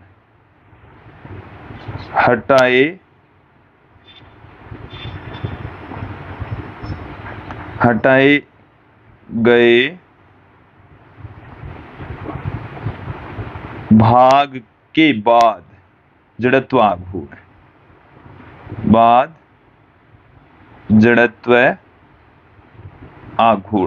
भाग हटा लिए, उसके बाद में जो जड़त्व आघूर्ण है, टोटल जड़त्व आघूर्ण इतना था, इतना हट गया है, तो 9/2 mr² था, इतना इसमें से कम हो गया है, तो यहाँ पर 8 mr² है, ये 8/2 mr², इसको मैं क्या लिख दूं, 4 mr² पुट कर दूं, तो यहाँ पर 4 mr², ऑप्शन ए ही सही होने वाला है। नेक्स्ट क्वेश्चन की ओर बढ़ते हैं कि भुजा ए एवं बी एक समान आयताकार प्लेट कैपिटल आर तथा भुजा सी की एक वृत्ताकार प्लेट एस चित्र में दिखाए गए अनुसार द्रव्यमान व क्षेत्रफल में समान है। ये यहाँ पर जो वृत्ताकार हम लिखा है, ये वर्गाकार प्लेट है एक्चुअल में, ये क्या है, वर्गाकार। तो वर्गाकार प्लेट का तो नाम है एस और आयताकार प्लेट का नाम है आर। ओके, अब इनका अक्ष के रेस्पेक्ट जड़त्व आघूर्ण, जो अक्ष एक्सिस हमें दे रखी है उसके रेस्पेक्ट जड़त्व आघूर्ण ज्ञात करने, जबकि दोनों के क्षेत्रफल समान है और द्रव्यमान भी दोनों की क्या है, समान है। तो देखिए इनकी अक्ष के रेस्पेक्ट और वाई एक्स के रेस्पेक्ट जड़त्व आघूर्ण हम ज्ञात करेंगे। तो देखें एक एक करके इनको समझ लेते हैं कि अक्ष के रेस्पेक्ट जब हम जड़त्व आघूर्ण ज्ञात करेंगे, आर का अक्ष के रेस्पेक्ट जड़त्व आघूर्ण आर का और अक्ष के रेस्पेक्ट जड़त्व आघूर्ण एस का, तो अक्ष के रेस्पेक्ट जब जड़त्व आघूर्ण हम ज्ञात करेंगे तो देखिए ये इसके लंबवत वाली भुजा है बी, उसके वर्ग के लंबवत वाली जो भुजा है डिस्टेंस कितनी है, बी है, तो बी के स्क्वायर के, और यहाँ पर इसमें तो एस में तो सारी भुजाएं सी के इक्वल है, तो सी स्क्वायर के इक्वल होगी। ओके, और यदि बी छोटा है सी से तो छोटा ही होगा, क्योंकि ए लंबाई है बी चौड़ाई है। तो यहां पर आप देखें कि आई अक्ष आर है, बी तो क्या है, सी बड़ा है बी छोटा है। तो यहां पर आप देखें कि आई अक्ष आर है, वो आई अक्ष एस से क्या होगा, इनका जब भाग करेंगे तो एक से छोटा ही आएगा मान, क्या आएगा, एक से छोटा। तो ये वाला जो ऑप्शन है वो बिल्कुल सही है। अब हम वाई एक्सिस के रेस्पेक्ट जड़त्व आघूर्ण देखेंगे, तो वाई के रेस्पेक्ट आर का और वाई के रेस्पेक्ट एस का। तो वाई के रेस्पेक्ट देखेंगे तो इसके लंबवत वाली जो भुजा है वो ए है, तो ए का स्क्वायर, और एस में तो सारी भुजाएं सी है, तो सी स्क्वायर। यहां पर ए बड़ी होगी, यहां पर ए क्या होगी, बड़ी, तो ए बड़ी होगी तो क्या होगा, आई वाई आर बट्टे में आई वाई एस, ये एक से बड़ा होगा। तो ये जो ऑप्शन हमें दोनों ही दे रखे हैं, हमें दोनों ही ऑप्शन सही है। दोनों में से कौन सा संबंध सही है, तो दोनों ही संबंध सही है, ऑप्शन सी इसमें सही हो जाएगा। नेक्स्ट क्वेश्चन की ओर बढ़ते हैं कि गोले की स्पर्श रेखा के परितः द्रव्यमान कैपिटल एम और त्रिज्या कैपिटल आर के किसी गोले का जड़त्व आघूर्ण क्या होगा। देखिए व्यास के रेस्पेक्ट जो जड़त्व आघूर्ण है किसी गोले का, वो होता है ठोस गोले का 2/5 mr² होता है। अब यहां पर हमें इस क्वेश्चन में कहा गया है कि इसकी स्पर्श रेखा के अनुदिश, इसकी स्पर्श रेखा के अनुदिश जो इसको स्पर्श कर रही है, इस स्पर्श रेखा के अनुदिश यदि ये इसके परितः घूम रहा है, स्पर्श रेखा के अनुदिश, तो समांतर अक्षों के पर में लगा देंगे। इस अक्ष के रेस्पेक्ट द्रव्यमान के अंदर से जाने वाली अक्ष के रेस्पेक्ट तो जड़त्व आघूर्ण 2/5 होता है, तो क्या हो जाएगा ICM, ICM हमें 2/5 mr² दे रखा है, md², तो 2/5 mr² प्लस md यहाँ पर हो जाएगा r, तो ये आ जाएगा हमारे पास में 7/5 mr²। ऑप्शन डी यहाँ सही होने वाला है। नेक्स्ट क्वेश्चन की ओर बढ़ते हैं। भुजा ए और द्रव्यमान m के एक घन के चित्र के संदर्भ में से निम्न में से कौन सा कथन गलत है? इसे गलत स्टेटमेंट हमें छांटना है। तो देखिए जेड डैश के परितः घन का जड़त्व घूर्ण, देखिए जेड डैश हमें एक एक्सिस दे रखी है, जेड ये तो हमें दे रखी है जेड, ये जेड डैश और ये जेड डबल डैश, 3 एक्सिस यहाँ हमें दे रखी है और इनके रेस्पेक्ट जो जड़त्व आघूर्ण है वो हम देख लेते हैं एक एक करके। देखिए डायग्राम को देख लीजिए कि यहाँ पर जो जेड एक्सिस है वो ये है, जो इसके बीचों बीच से गुजर रही है, जेड डैश ये अक्स है, दोनों एक दूसरे के समांतर हैं। दोनों के बीच की जो डिस्टेंस है वो हमें यहाँ से ये वाली डिस्टेंस ज्ञात करनी है। तो देखिए ये पूरी जो डिस्टेंस है ए से एफ तक, ए से एफ तक, वो a√2 होगी और मैं यहाँ पर कह दूं इसको ओडेस, ए ओडेस है वो a/√2 की आधी होगी, तो a/√2 हो गया।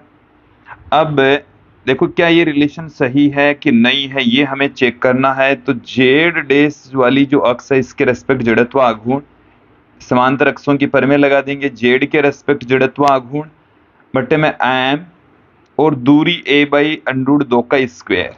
तो देखो यही रिलेशन प्राप्त हो रहा है, यहां से सेम रिलेशन यही प्राप्त हो रहा है। तो ये जो स्टेटमेंट है वो बिल्कुल सही है। फिर हम देख लेते हैं कि ये जो अगला जो रिलेशन है वो क्या है कि जेड डबल डैश के पृथक घन का जड़त्व आघूर्ण, जेड डबल डैश देखो, जेड डबल डैश ये वाली है, तो ये इन दोनों के समांतर नहीं है, तो समांतर अक्षों की परमें यहां पर लगा रखी है, तो ये स्टेटमेंट गलत है, हमें गलत ही छांटना था। तो ऑप्शन बी यहां सही हो जाएगा। ऑप्शन और भी देख लेते हैं, IX और IY ये भी सही है, इस अक्ष और इस अक्ष के रेस्पेक्ट जड़त्व आघूर्ण सेम होगा, तो ऑप्शन बी यहां सही हो जाएगा। नेक्स्ट क्वेश्चन की ओर बढ़ते हैं। एक खिलाड़ी किसी चक्के को विराम से 15 रेडियन पर सेकंड के अंतिम कोणीय वेग से 0.270 सेकंड में उसे छोड़ने से पूर्व फेंकता है, तो त्वरण के दौरान 0.810 मीटर त्रिज्या वाले एक वृत्ताकार चाप में गति करता है, चक्के को छूटने से पूर्व त्वरण क्या होगा? तो देखिए एक एक करके इनको गौर विराम से छोड़ा जा रहा है, तो इसका प्रारंभिक जो कोणीय वेग है ओमेगा नॉट से हम पुट करते हैं 0, फिर समय हमें दे रखा है t बराबर 0.27 सेकंड, तो इसके पश्चात इसका कोणीय वेग है वो 15 रेडियन प्रति सेकंड हो जाता है।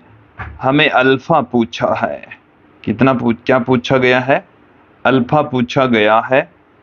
तो देखिए हम क्या जानते हैं, ओमेगा बराबर omega naught plus alpha T पूछा गया है। ओके, तो यहां से अल्फा बराबर क्या आ जाएगा, omega minus omega naught upon T. तो यहां से ओमेगा का मान हमारे पास में 15 माइनस 0 बट्टे में 0.27, पॉइंट हटाएंगे 2 0 लग जाएगा ऊपर, ठीक है। तो इसमें 9 बार में, इसमें 5 बार में, तो 500 बट्टे में 9 आ जाएगा, तो ये चला जाएगा इसमें 5 बार में।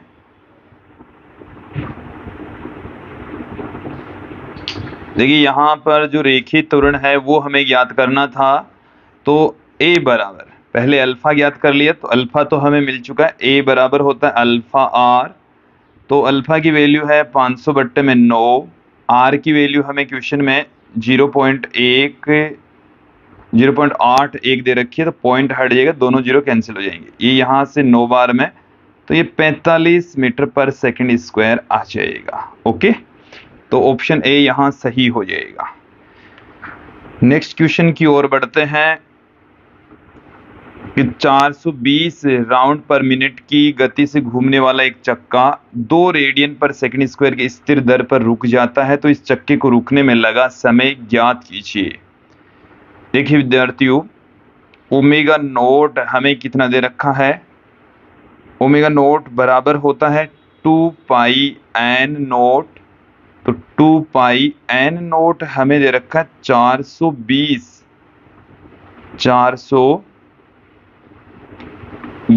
राउंड, चक्कर प्रति मिनट। तो चक्कर प्रति मिनट, तो ये सेकंड में हो गया कन्वर्ट, ये मैंने सेकंड में इसको कन्वर्ट कर दिया, ये ओमेगा नोट आ गया। ओमेगा रुक जाता है तो अंतिम जो कोणीय वेग है वो कितना हो जाएगा? 0 हो जाएगा। अल्फा हमें कितना दे रखा है? 2 रेडियन पर सेकंड स्क्वायर। हमें टी पूछा है यहाँ पर, तो यहाँ से 0 कट गया, ये 7 आ गया, ये 14 पाई आ गया ये। ओके, पाई बराबर यहाँ से मैं क्या कर दूं? 14 गुणा 22/7 कर दूं, तो ये आ गया हमारे पास में 44 रेडियन प्रति सेकंड। टी बराबर क्या आएगा? Omega minus omega naught upon alpha, और यहाँ पर जो अल्फा है वो ऋणात्मक है, रोक रहा है, तो ओमेगा का मान 0, ओमेगा का नोट का मान कितना है? 44, अल्फा का मान कितना है? -2, तो ये टी बराबर आ गया है 22 सेकेंड। टी बराबर कितना आ गया है? 22 सेकेंड आ गया है। नेक्स्ट क्वेश्चन की ओर बढ़ते हैं कि किसी मोटर के पहिए की कोणीय चाल 16 सेकंड में 1200 राउंड पर मिनट से 3120 राउंड पर मिनट तक बढ़ जाती है, तो मोटर के पहिए का कोणीय त्वरण क्या होगा? क्वेश्चन में हमें समय t बराबर दे रखा है 16 सेकंड, ओमेगा बराबर दे रखा है 2 पाई 1200 प्रति मिनट, ओमेगा नोट हमें दे रखा है 2 पाई, एन का मान 3120 प्रति मिनट, तो ये आ गया सेकंड में।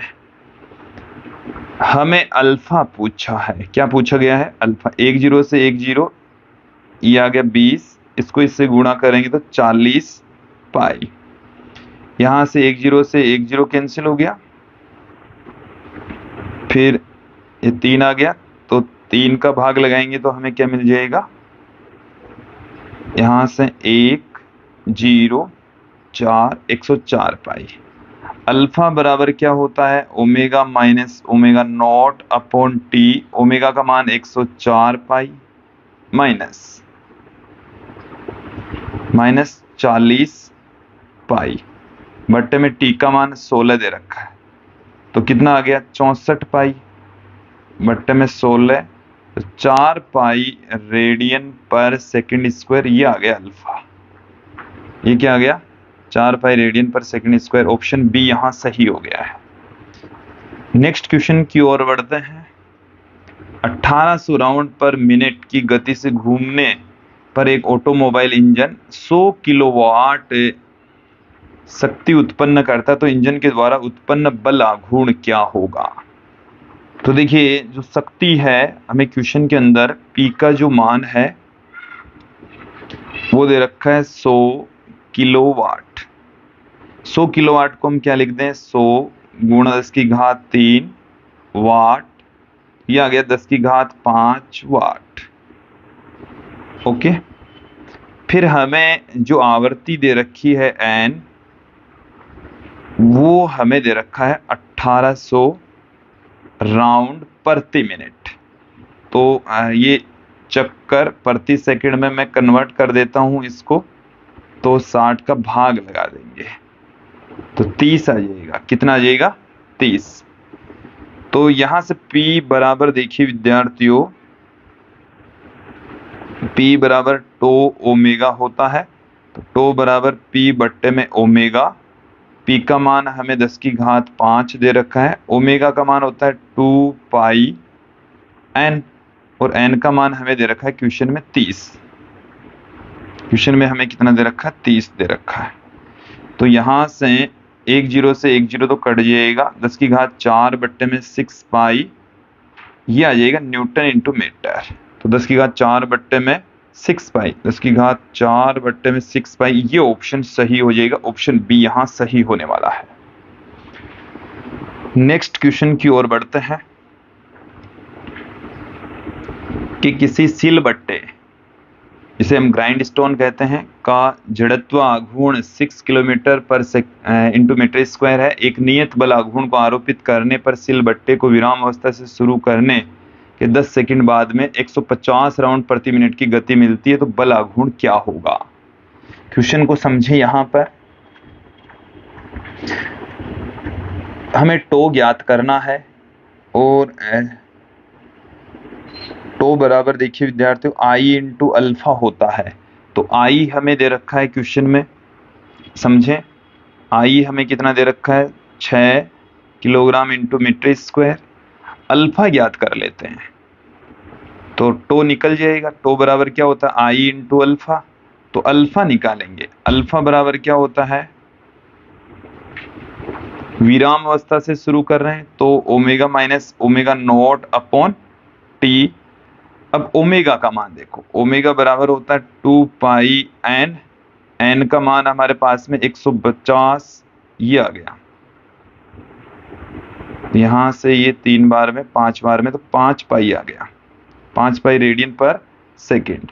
तो 5 माइनस 0 बट्टे में 10, तो ये आ गया 1/2 रेडियन पर सेकेंड स्क्वायर। रेडियन पर सेकेंड स्क्वायर आ गया।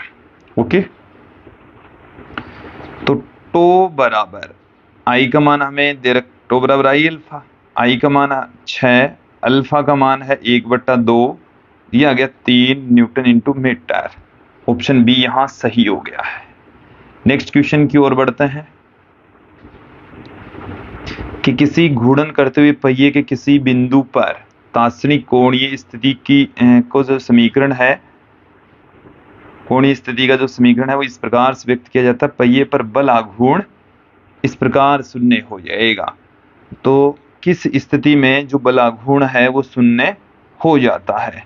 तो देखिए बल आघूर्ण टो बराबर क्या होता है, देखो ध्यान देना, आई इंटू अल्फा होता है और अल्फा को हम क्या लिख सकते हैं, d2 theta by dt square. तो इसको हम 2 बार डिफरेंशिएट कर लेते हैं थीटा को।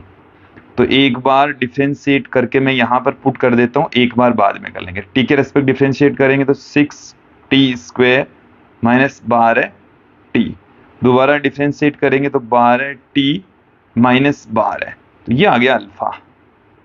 अब टो हमें 0 करना है तो अल्फा क्या हो जाएगा, 0। और अल्फा 0 कब होगा, जब समय का मान कितना हो, 1 सेकंड हो। 1 सेकंड के ऊपर टो कितना हो जाता है, 0 हो जाता है, क्योंकि टो अल्फा 0 हो जाता है।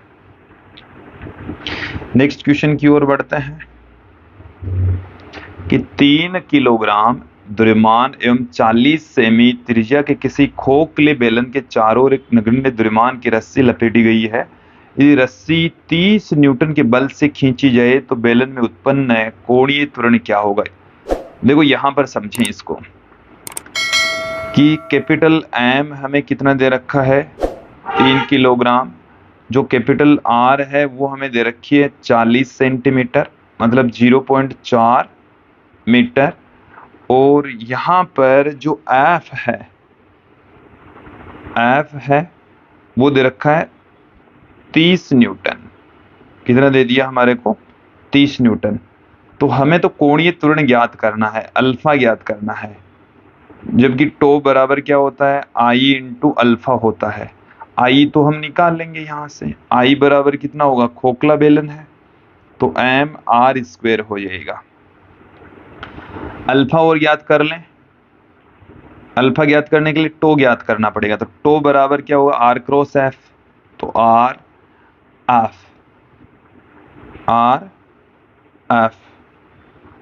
तो देखिए क्या हो जाएगा हमारे पास में, एम की वैल्यू तो हमें 3 दे रखी है, एफ की वैल्यू कितनी दे रखी है, 0.4। तो 0.4 गुणा 0.4, तो 4 को 4 16, 16 को 3 से गुणा करेंगे तो 48। तो ये आ गया हमारे पास में 0.48 किलोग्राम इंटू मीटर स्क्वायर। और टो कितना आ गया, आर का मान 0.4, एफ का मान आ गया 30, तो ये आ गया हमारे पास में यहाँ से 12 न्यूटन इंटू मीटर। अब हम ज्ञात करेंगे अल्फा तो अल्फा बराबर आ गया टो बट्टे में आई। तो टो का मान 12 है, आई का मान हमारे को दे रखा है 48.48। तो यहाँ से पॉइंट हटाएंगे तो 2 जीरो ऊपर लगा देंगे, ये 4 बार में ये आ गया 25 रेडियन पर सेकंड स्क्वायर। तो 25 रेडियन पर सेकंड स्क्वायर, ऑप्शन सी यहां सही होने वाला है। नेक्स्ट क्वेश्चन देखिए कि प्रश्न संख्या 63 में रस्सी का रेखीय त्वरण क्या होगा। हमें रेखीय त्वरण पूछा है, ए पूछा, ए बराबर होता है अल्फा आर। तो अल्फा देखिए कितना निकाला था हमने 25, आर से उसको गुणा कर देते हैं। तो 25 आर का मान है 0.40। तो 25 को 4 से गुणा करेंगे 100, एक संख्या पहले पॉइंट पुट कर देंगे। तो 10 मीटर पर सेकंड स्क्वायर। इधर तो यहाँ पर ऑप्शन यहाँ 10 मीटर पर सेकंड स्क्वायर नहीं दिख रहा, बट गलती से रह गया। 10 मीटर पर सेकंड स्क्वायर इसका सॉल्यूशन आएगा। नेक्स्ट क्वेश्चन देखें, द्रव्यमान स्मॉल एम एवं त्रिज्या कैपिटल आर का एक खोखला बेलन अपने सममित अक्ष के पृथक घूर्णन कर रहा है तथा समान द्रव्यमान और त्रिज्या का एक ठोस गोला इसके केंद्र से जाने वाली अक्ष के पृथक घूर्णन कर रहा है। यदि समान परिमाण का बल आघूर्ण इन पर लगाया जाता है तो कोणीय त्वरणों का अनुपात क्या होगा। देखिए टो बराबर होता है आई इंटू अल्फा। हमें इनके कोणीय त्वरण अल्फा 1 और अल्फा 2 का अनुपात ज्ञात करना है, जो कि टो बट्टे में I1 अपॉन टो बट्टे में I2 के इक्वल होगा। ये I2 बट्टे में I1 के इक्वल हो जाएगा। I2 का मतलब हो गया ठोस गोले का जड़त्व आघूर्ण, जो कि क्या होता है 2/5 m r स्क्वायर। क्योंकि यहाँ पर बल आघूर्ण समान लगाया जा रहा है, दोनों का द्रव्यमान समान है, त्रिज्या समान है। तो जो खोखला बेलन है उसका जड़त्व आघूर्ण कितना होता है m r square. m r square से m r स्क्वायर कैंसिल हो जाएगा, 2/5 आ जाएगा। ऑप्शन ए यहां सही हो जाएगा। नेक्स्ट क्वेश्चन की ओर बढ़ते हैं कि एक नगण्य द्रव्यमान की डोरी 20 किलोग्राम द्रव्यमान तथा 20 सेमी त्रिज्या वाले गति पालक चक्र पहिए के रिम के चारों ओर लपेटी गई है। डोरी पर 25 न्यूटन के स्थायी खिंचाव को लगाया जाता है। तो खिंचाव के द्वारा किया गया कार्य तब क्या होगा जब 2 मीटर डोरी खोलनी हो। हमें डोरी कितनी खोलनी है, 2 मीटर तक खोलनी है। तो जब 2 मीटर तक डोरी हम खोलेंगे तो ये कितनी विस्थापित हो जाएगी, ये हम देख लेंगे। तो देखिए कार्य बराबर क्या होता है, बल गुणा विस्थापन। तो यहाँ पर बल तो लगाया जा रहा है 25 न्यूटन का, विस्थापन 2 मीटर का, तो 50 जूल कार्य किया जाएगा। ऑप्शन डी यहाँ सही हो जाएगा। नेक्स्ट क्वेश्चन देखिए कि प्रश्न संख्या 66 में यदि पहिया विरामावस्था से गति प्रारंभ करता है तो पहिए की गतिज ऊर्जा क्या होगी जब 2 मीटर डोरी खोलनी हो। देखिए विद्यार्थियों, हम आपको बता दें कि गतिज ऊर्जा बराबर घूर्णन गतिज ऊर्जा होगी यहाँ पर 1/2 आई इंटू ओमेगा स्क्वायर होता है। 1/2 गति पालक यहाँ पर चक्ति की भांति काम करता है, तो 1/2 m r स्क्वायर हो जाएगा। बात है ओमेगा की, ओमेगा यहाँ पर हमें ज्ञात करना है। देखिए m का मान हमें गति पालक का द्रव्यमान 20 दे रखा है, रेडियस 20 सेंटीमीटर दे रखी है। ये भी मैं यहाँ पर पुट कर देता हूँ, द्रव्यमान 20 और जो रेडियस है वो 20 सेंटीमीटर, तो 0.2 मीटर। ओमेगा स्क्वायर ज्ञात करना है, तो ओमेगा स्क्वायर बराबर क्या होता है, omega naught square plus 2 alpha theta. तो यहां से अल्फा भी ज्ञात करना है, थीटा भी ज्ञात करना है। तो देखिए टो बराबर क्या होता है आई इंटू अल्फा। टो बराबर क्या होता है आई इंटू अल्फा होता है। तो एक तो हमें आई ज्ञात कर लेना है यहां से, तो आई बराबर तो क्या हो जाएगा 1/2 m आर स्क्वायर। तो 1/2 एम का मान हो गया हमारे पास में 20, आर हमारे पास में हो गया 20 सेंटीमीटर। तो 0.2 गुणा 0.2। तो यहाँ से दो संख्या से पॉइंट हटाएंगे तो 2 जीरो लगा देंगे, 1 जीरो से 1 जीरो कैंसिल हो गया, 1 2 से 1 2 कैंसिल हो गया, तो 0.4 आ गया। 0.4 किलोग्राम इंटू मीटर स्क्वायर। तो ये तो आ गया 0.4। हमें तो क्या चाहिए, अल्फा निकालना यहां से। तो टो बट्टे में आई, तो टो का मान भी F into R, F into R. तो एफ तो यहां पर 25, आर यहां पर 0.2, आई का मान 0.4। तो कितना जाएगा, पॉइंट से पॉइंट हट जाएगा, 50 में 4 का भाग लगाएंगे तो अल्फा हमें मिल जाएगा 12.5 रेडियन पर सेकंड स्क्वायर। देखो तो अल्फा हमें मिल चुका है, अब ओमेगा नॉट चाहिए, थीटा चाहिए। तो थीटा बराबर क्या होगा, 2 मीटर गुणन करवा रहे हैं जबकि रेडियस 0.2 है। तो ये हमें मिल चुका है 10 रेडियन। कितना मिल चुका है, 10 रेडियन। तो सबकी वैल्यू पुट कर देते हैं। तो ओमेगा नॉट तो प्रारंभ में ये विराम में था, तो 0, 2 अल्फा, अल्फा का मान 12.5, थीटा का मान 10। तो पॉइंट हट जाएगा यहाँ से, 125 गुणा 2, तो ओमेगा नॉट स्क्वायर बराबर आ गया 250, 250 इकाई आ गया है। तो अब हमें ज्ञात करना है, चलिए इन सब को हटा देते हैं क्योंकि इन सब की वैल्यू हमने पहले से ही ज्ञात कर ली है। तो 1/2 आई, 1/2 एम आर स्क्वायर जो कि जड़त्वाघूर्ण गुण था, 0.4 निकाल लिया हमने। ओमेगा नॉट स्क्वायर 250 दे रखा है, पॉइंट हटाएंगे तो 1 जीरो लगा देंगे नीचे। तो यहां से इसमें ये 2 बार में 1 जीरो से 1 जीरो कैंसिल हो गया, ये आ गया 50 जूल। कितना आ गया, 50 जूल। ऑप्शन डी यहां सही हो जाएगा। नेक्स्ट क्वेश्चन देखिए, द्रव्यमान कैपिटल एम और त्रिज्या कैपिटल आर वाली एक समान चकती अपने रिम टेबल पर रखी है। चकती तथा टेबल के मध्य घर्षण गुणांक म्यू है। अब डिस्क को चित्र में दर्शाए अनुसार कैपिटल एफ से खींचा जाता है। एफ का वह अधिकतम मान क्या होगा जिसके लिए चकती बिना फिसले घूमती हो। हमें एफ का मैक्सिमम मान पूछा है जिसमें जो चकती है वो बिना फिसले घूमते रहे। देखिए क्वेश्चन को एक बार समझ लीजिए। मान लेते हैं कि इस बिंदु के रेस्पेक्ट ये इधर ए त्वरण से गति कर रही है, इसकी विपरीत दिशा में एक घर्षण बल स्मॉल एफ काम कर रहा है। द्रव्यमान एम है, तो एम ए है, ये बराबर होगा capital F minus small F के। यहां से इसको देता हूं मैं इक्वेशन नंबर 1, समीकरण 1 हम इसको दे देते हैं। चलिए यहां पर दूसरा कलर लेता हूं मैं। चलिए अब देखो, हम अल्फा बराबर क्या जानते हैं, अल्फा बराबर जानते हैं ए अपॉन में आर। आर यहां पर कैपिटल आर के रूप में है, तो अल्फा बराबर ए बट्टे में आर। टो बराबर क्या होता है, आई इंटू अल्फा।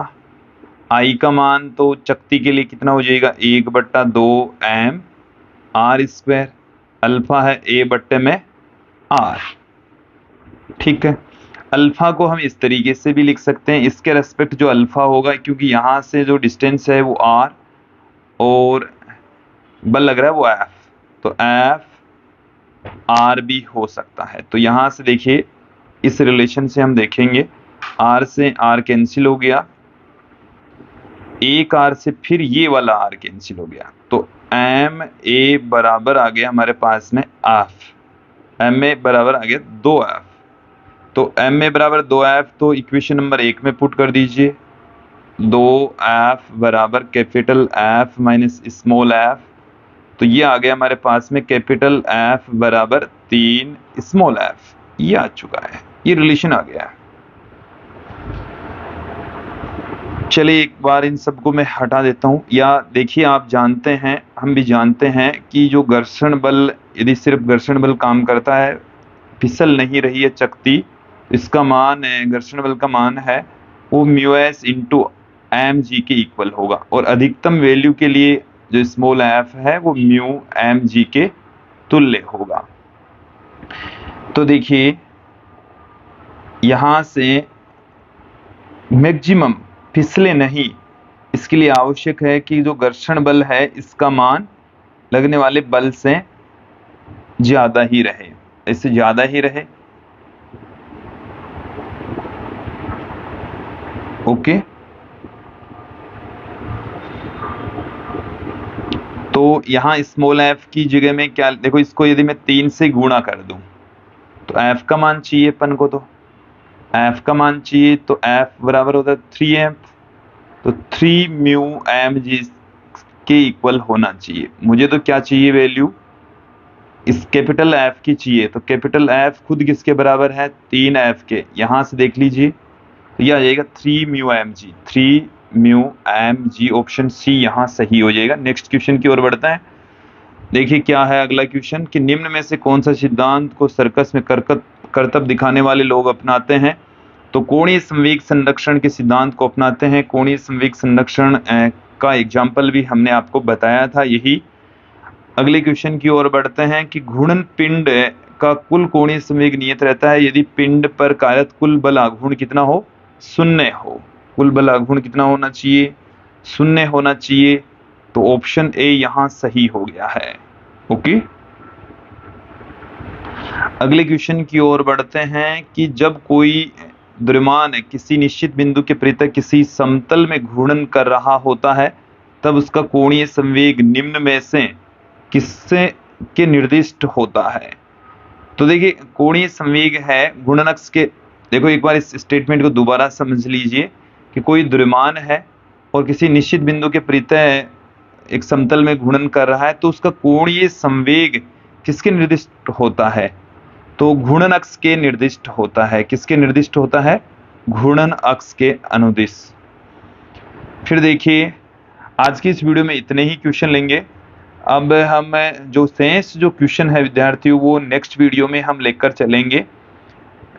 तो आज की इस वीडियो में इतना ही। एक दो क्वेश्चन और ले लेते हैं, चलिए ये क्वेश्चन भी देख लीजिए। देखिए क्वेश्चन क्या है कि दिया गया चित्र दो समरूप कणों ए एवं बी, 1 और 2 को दर्शाता है जिनमें से प्रत्येक का द्रव्यमान स्मॉल m है तथा तो समांतर रेखाओं के अनुदिश विपरीत दिशाओं में समान गति v से गति कर रहे हैं। इसी विशेष क्षण पर r1 वेक्टर तथा r2 वेक्टर बिंदु A से डाले गए उनके संगत स्थिति सदिश हैं जो समांतर रेखाओं के तल में है। सही स्टेटमेंट कौन सा है, देखिए कण 1 का जो कोणीय संवेग है वो क्या होगा, ये पहला कण है, ये दूसरा कण है, इनका कोणीय संवेग देख लेते हैं। कोणीय संवेग बराबर क्या होता है, देखिए विद्यार्थियों L बराबर होता है R क्रॉस P, तो P का मान तो यहाँ पर है mv और R यहाँ से जो गति की रेखा है उससे सीधी दूरी, तो ये तो है d1, और यहाँ पर आप देखेंगे इसकी जो डायरेक्शन होगी, पहले कण की जो डायरेक्शन होगी वो इस डायरेक्शन में गति करेगा, ये बाहर की ओर होगा। किधर होगा, बाहर की ओर के लिए हम डॉट लगा देंगे, तो mvd1 होगा पहले कण का। दूसरे कण का क्या होगा,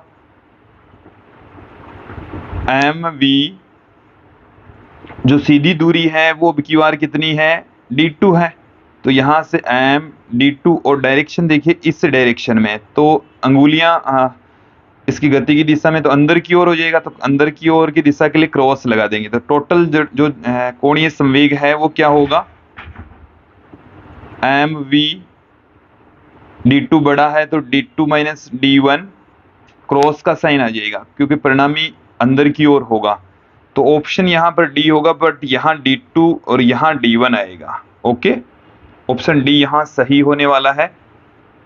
नेक्स्ट क्वेश्चन की ओर बढ़ते हैं।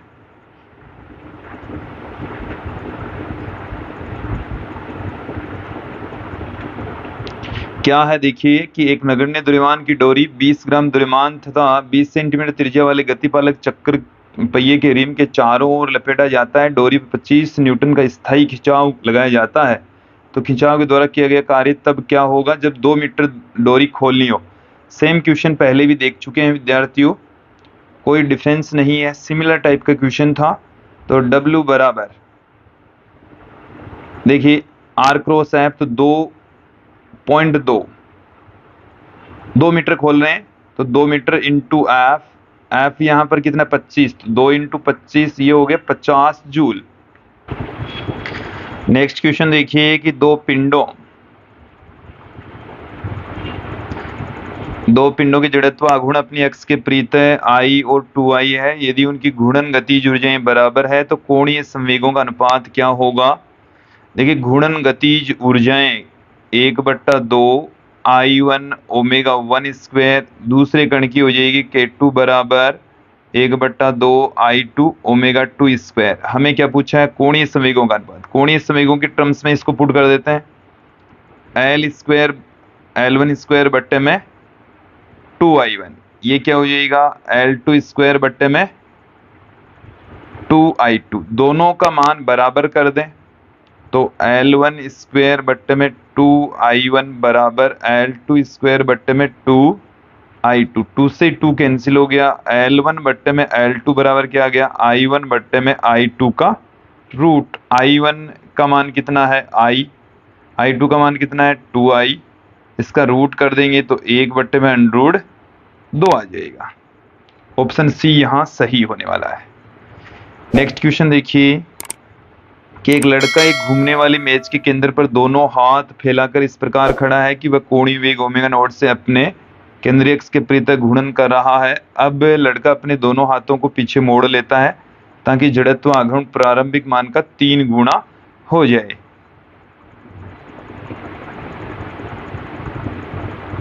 जड़त्व आघूर्ण कितना कर रहा है, 3 गुना कर रहा है, तो नई कोणीय चाल है वो क्या हो जाएगी। चलिए क्वेश्चन के अकॉर्डिंग ही चलेंगे हम। नई कोणीय चाल कोणीय संवेग दोनों ही स्थितियों में सेम रहता है तो I इंटू I1 ओमेगा 1 बराबर होगा I2 ओमेगा 2, तो ओमेगा 2 हमें पूछा है जो कि I1 ओमेगा 1 बट्टे में I2 के बराबर होगा। I1 हमें I कोणीय चाल ओमेगा नॉट और I2 हमें ये कह रखा है पहले वाला मान का 3 गुना कर दिया, तो यहाँ से I कैंसिल हो गया, ओमेगा नॉट अपॉन में 3 आ जाएगा। ऑप्शन बी यहाँ पर सही हो जाएगा। तो विद्यार्थियों आज की इस वीडियो में इतना ही। जो शेष जो क्वेश्चन है वो नेक्स्ट वीडियो में हम लेकर आएंगे, जल्द ही लेकर आएंगे। आज के इस वीडियो में इतना ही। धन्यवाद दोस्तों।